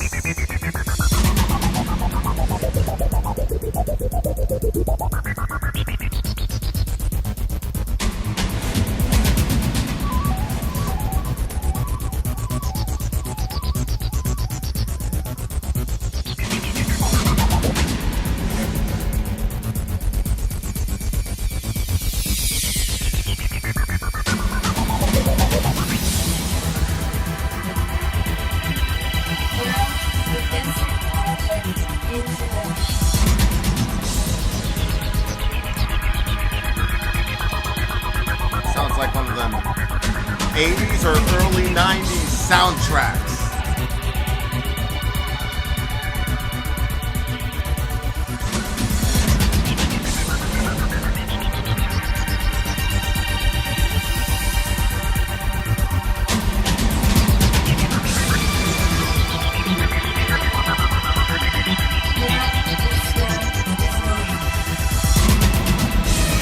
Versatile.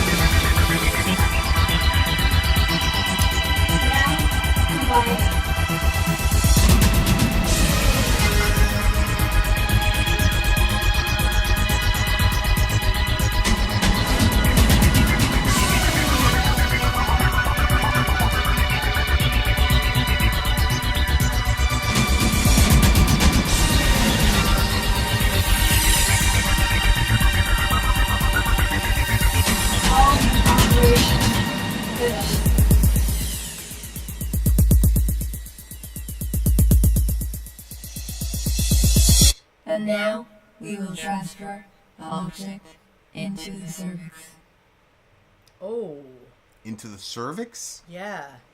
Wow. So it started off with name, class, firstborn, whatever, his birth order and all the rest of it, and then now we will transfer the object into the cervix. So just It's kind of a way of talking about like losing your humanity and Yeah, your individuality. dehumanizing, yeah. It sounded like mechanical. before you were even born type thing.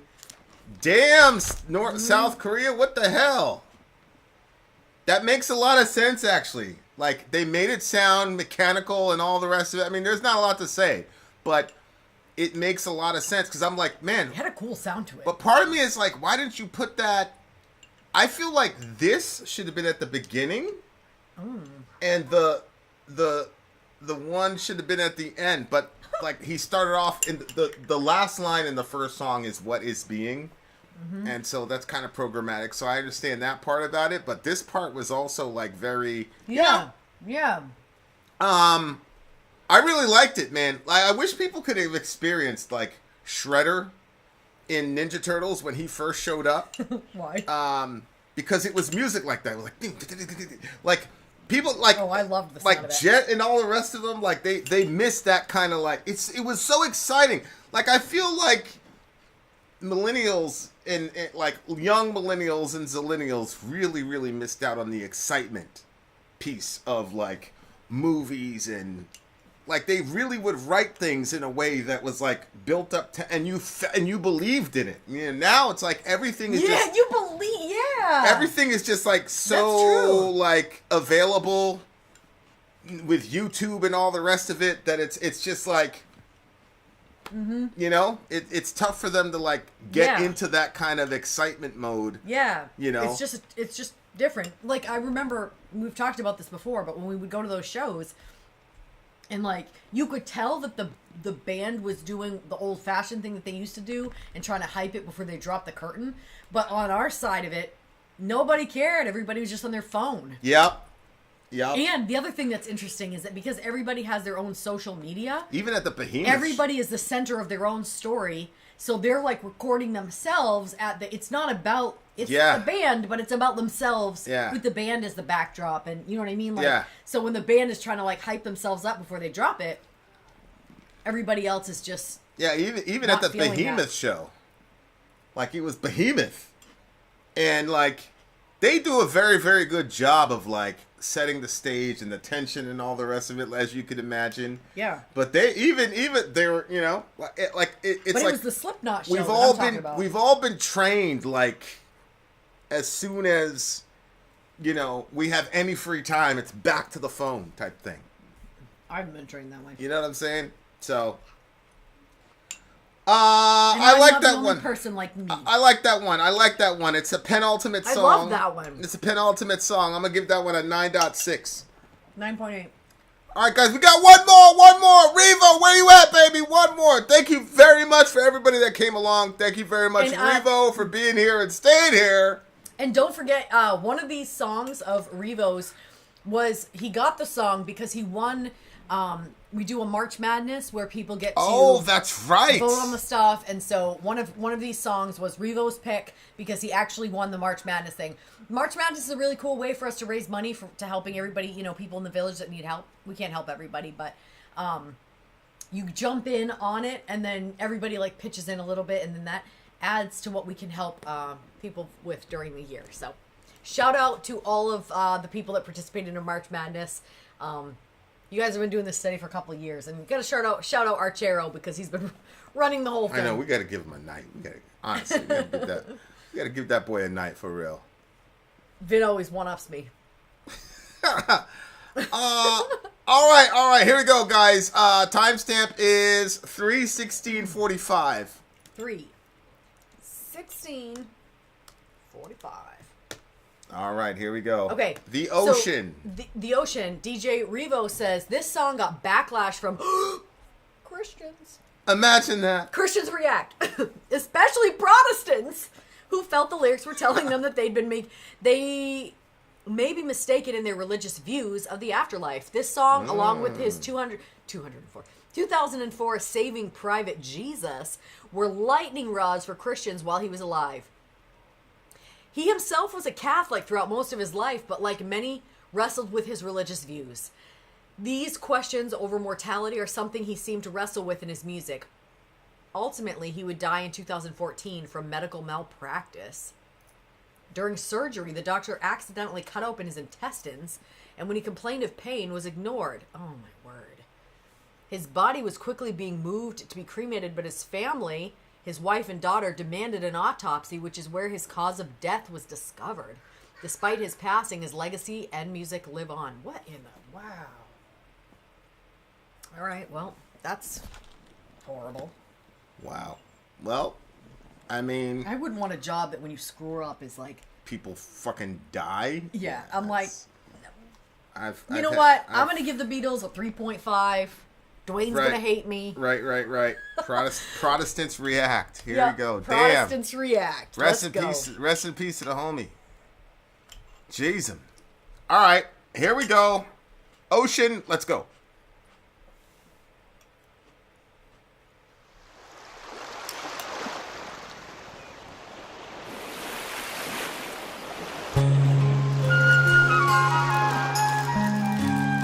Or sea. Sea, not ocean.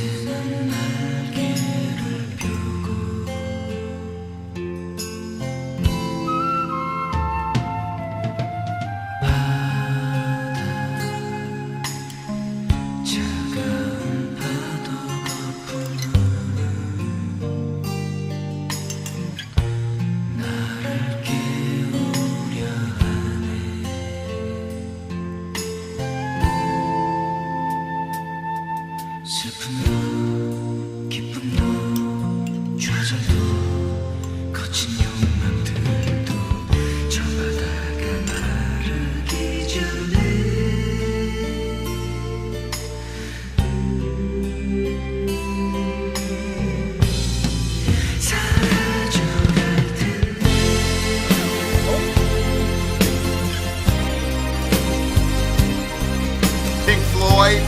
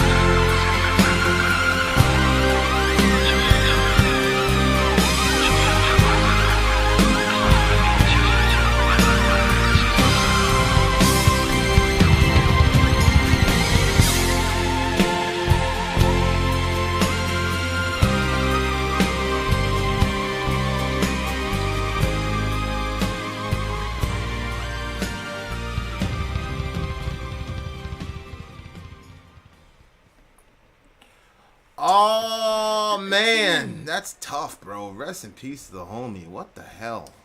Yeah. This is, you know what's crazy is, so this one came out in 1994, which is also the same, wait a minute, no. Okay, wow. My mind just totally, okay, he passed away in He died. 2014. I can't stand that term, passed I know, away. but you're not the only one here, and it literally says passed away on that thing, but I've been hearing people saying passed away because, oh, my grandfather Such a disgusting died. phrase. 2 days ago, so rest in peace the homie, I guess. I don't like stuff like that either. We're all the same, right? I feel like the term is disrespectful yeah, to I the think, person. Like, they yeah. passed away. Ugh. Yeah, I hear you. I just think that it's in a world where people say passed away, to say died, it sounds so abrasive. And so I do it for, other people. Obviously in this situation. Go ahead. Jesus passed away for our sins. You don't want to make it sound too abrasive for the people. Go on. Go on. Go on. Anyway. So, yeah, so he... Why do you think Christians had a problem with this? I don't know. Is it because he's saying sadness, joy, frustration, and wild desires? Do you dream a difficult dream that will burn you all in the long loneliness? Do you wish to be forever alone? If it has to disappear, it will just disappear without fear. In the beginning, without any choice, it just came. Now, when will the end not mine? Time passed by quickly like this. But when I look back on my times, I have no regrets. Do you dream of difficult dreams? And then in the end, the narration, he says, you who dream of immortality, the beginning, but you say there is no end. Why? Why do you think your emptiness must be filled from the beginning? From the beginning, it was completely empty. Ah, okay. That's why the Christians had a problem. I see. He's saying everything was empty in the beginning, but then all of a sudden you're going to have eternal life at the end. You're desiring immortality. It sounds like you just don't want to accept the fact that you're going to disappear and die. It's what it looks like to me. Yeah, but he's saying from the beginning it was completely empty. Right. But doesn't that kind of go against what he's saying? Because you're like, yeah, in the beginning it was empty, and now it's not. It's full of life. So why would we assume that it's going to go back to emptiness? He's saying, why do you think your emptiness must be filled? You see that line above there? Yeah, see what I'm saying? Oh. Why should your emptiness be filled if from the beginning it was completely empty? Of course, how in the world could he possibly know that?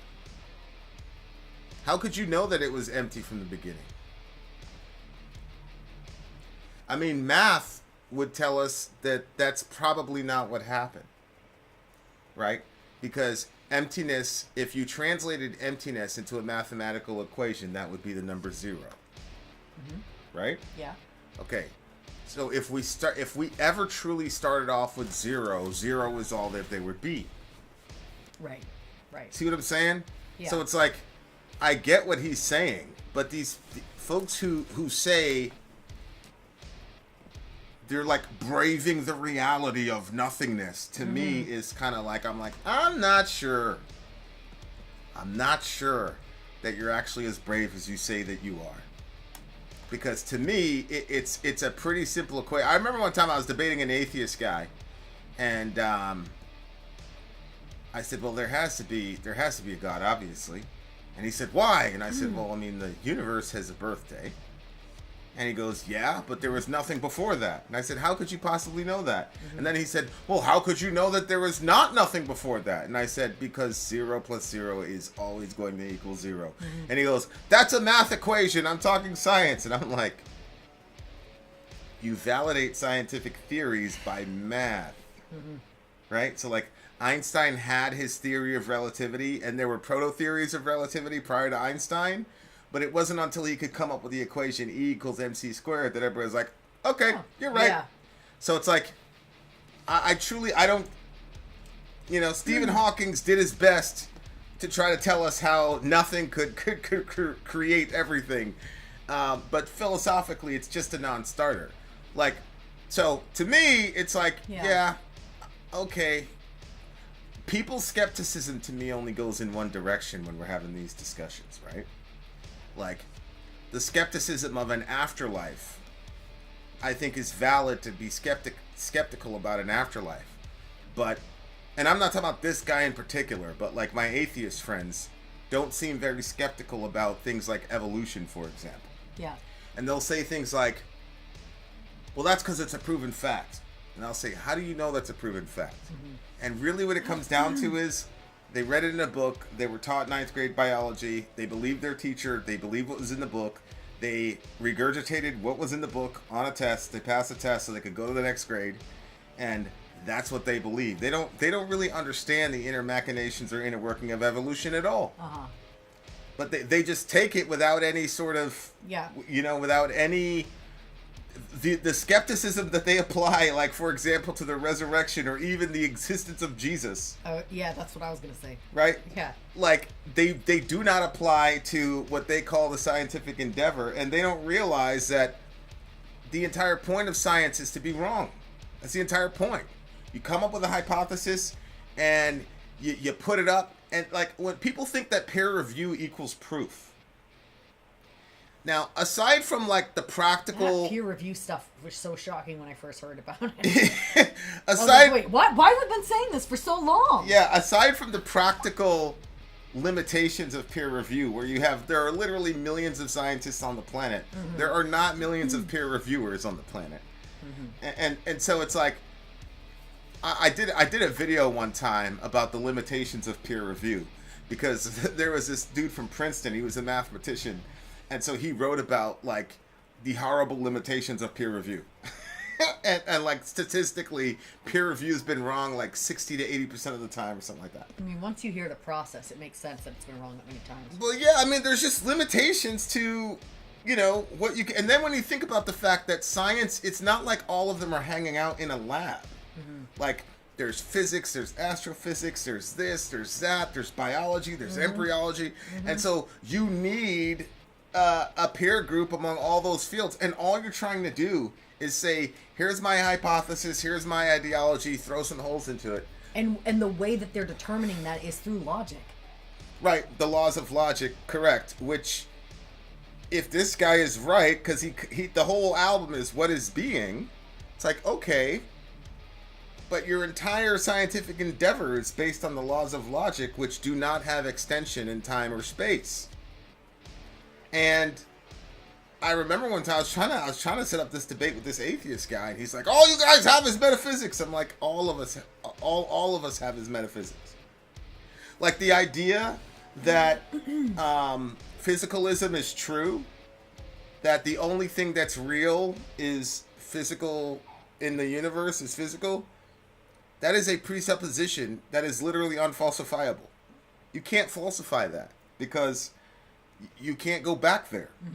That is a philosophical assumption that you then, and that's why they have things like, oh, we have the hard problem of consciousness. It's like, you have the hard problem of consciousness. You have a problem getting qualia from rocks. Like, I get it.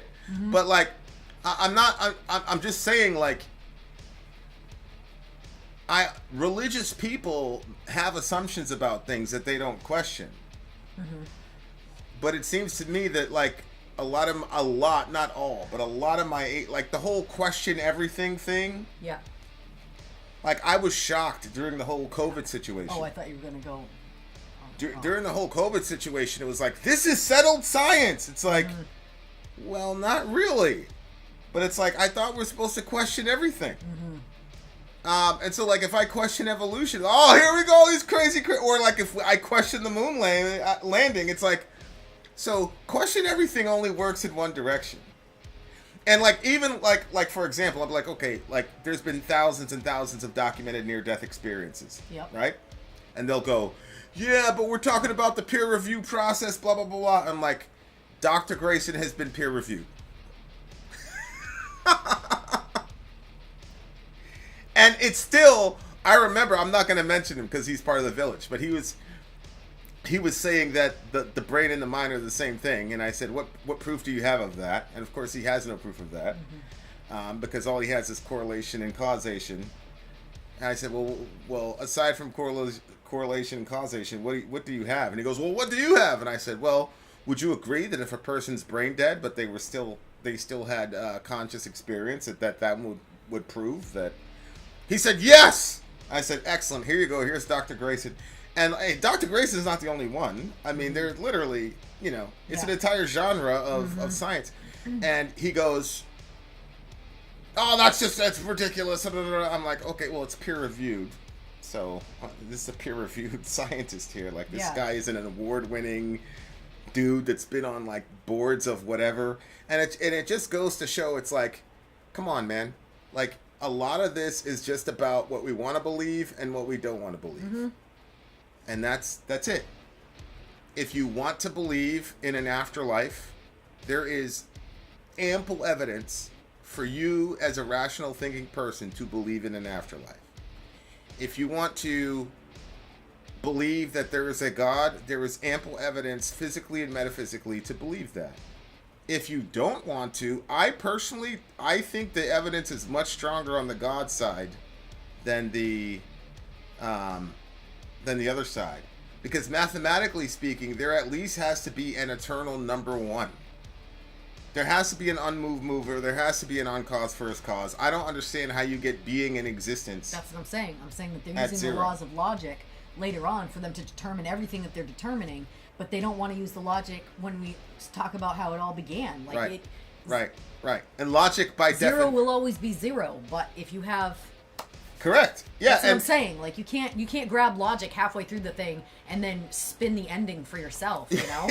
Right. You're gonna hijack logic, but you're not gonna think through the logical ramifications of what logic implies. Yeah. Can't do because logic, as I said, is outside of time and space, which means that it is eternal, and it is an exercise that can only be accessed through mentation. Yeah. Which then further implies that there is a being that practices mentation that's outside of time and space, because otherwise, how do you discover the laws of logic otherwise? Yeah. And so, aside from the logical problem of 0 plus 0 equaling everything, you also have the logical problem of logic itself, which cannot be measured in a lab, but is the means by which you measure things in a lab. And you have to assume those things in order for it to work. So, yeah, I agree with Arthur Taylor. And then you have a greater problem is the non-conscious cannot create the conscious. That is also true. And that we haven't even begun to see an explanation from these folks about how non-conscious beings or entities can then be responsible for the intricacies of consciousness that we experience. We can't even explain why chocolate tastes like chocolate.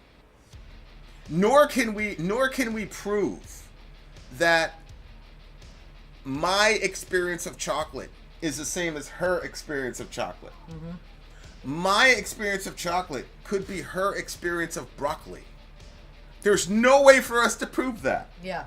And so it's like it's unbelievable to me that, like, I get it when Christians make, if evolution's true, then wow, they're still monkeys. And I go, oh, that's not what they're saying. That's not what they're saying. I used to think that. They've never said that. Yeah. They've never said that, you dummy. But then at the same time, I'm listening to other people who believe it, just assume that evolution is true, assume that you can get to this place without God and things of that nature, assume that science is like the church. Like the Catholics have the magisterium, and it's like, we can't read the Bible for ourselves, we need the magisterium, and they're always right. Like, you have millions of people who have surrendered their minds to the scientific community as if they can never be wrong. Yeah. And it's like, I don't know, bro. So, like, I respect the guy questioning his religion. Like, I respect it because he grew up in a Christian environment. And I think all of his experiences are going to lead him to question the foundational premises that he had. And I think that that's valid. And I think every Christian, I'm not going to say every Christian, but I think a lot of Christians go through that. But what I don't see a lot of the time is I don't see the dyed-in-the-wool atheist types doing a serious, rigorous criticism of the grounding presuppositions of their worldview, which I think would be interesting. But it's a hell of a way to end a song. Go ahead. Which is why there's not a lot of, coming out with, physicalism and stuff in the scientific community is pretty quiet on all that front. You know that On stuff what more front? than I do. On what front? The physical stuff and how like the Nobel Peace Prize, all that stuff that was going on. Oh, quantum entanglement. Yeah. Quantum entanglement is tough for physicalists to explain. That's why they're so quiet about it right now. Yeah. You know what I'm saying? Yeah. So, yeah. But I like the song and I like the challenge. I'm going to give it a 9.4.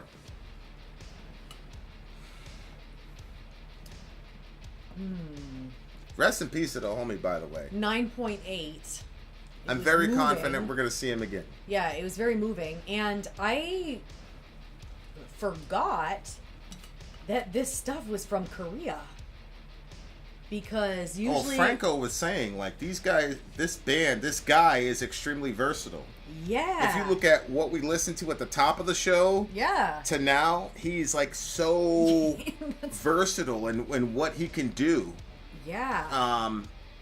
Yeah, shout out to the homie. And I thought he was also brave in being that versatile as well. Yeah. So... But I felt like this ending song was like...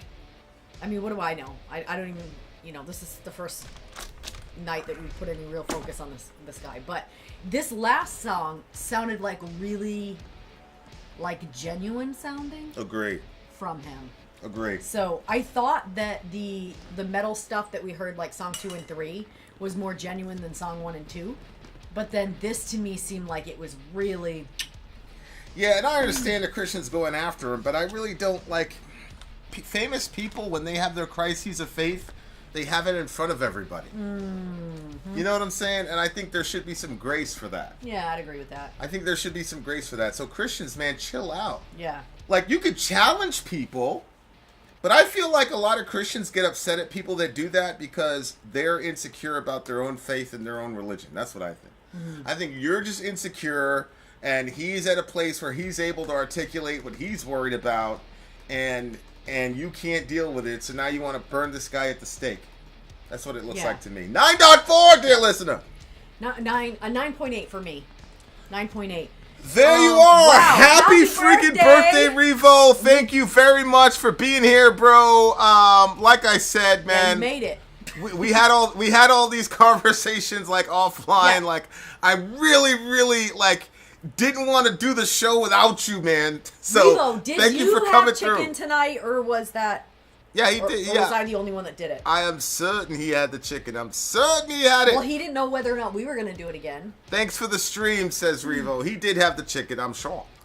All right, you guys. Thank you so much, Revo, for this wonderful treat you gave us on a Friday night. Everybody, go to Patreon. Say what's up to Revo. We really appreciate you. Gang. I don't know why people that aren't signed up can't even wish him a happy birthday. I made it public. You just gotta hit it public. I Don't worry did. about it. Refresh. It'll be fine. All right, much love out of here, you beautiful people. This will be up for y'all to watch and enjoy. Vin out. Sorry out. Gone.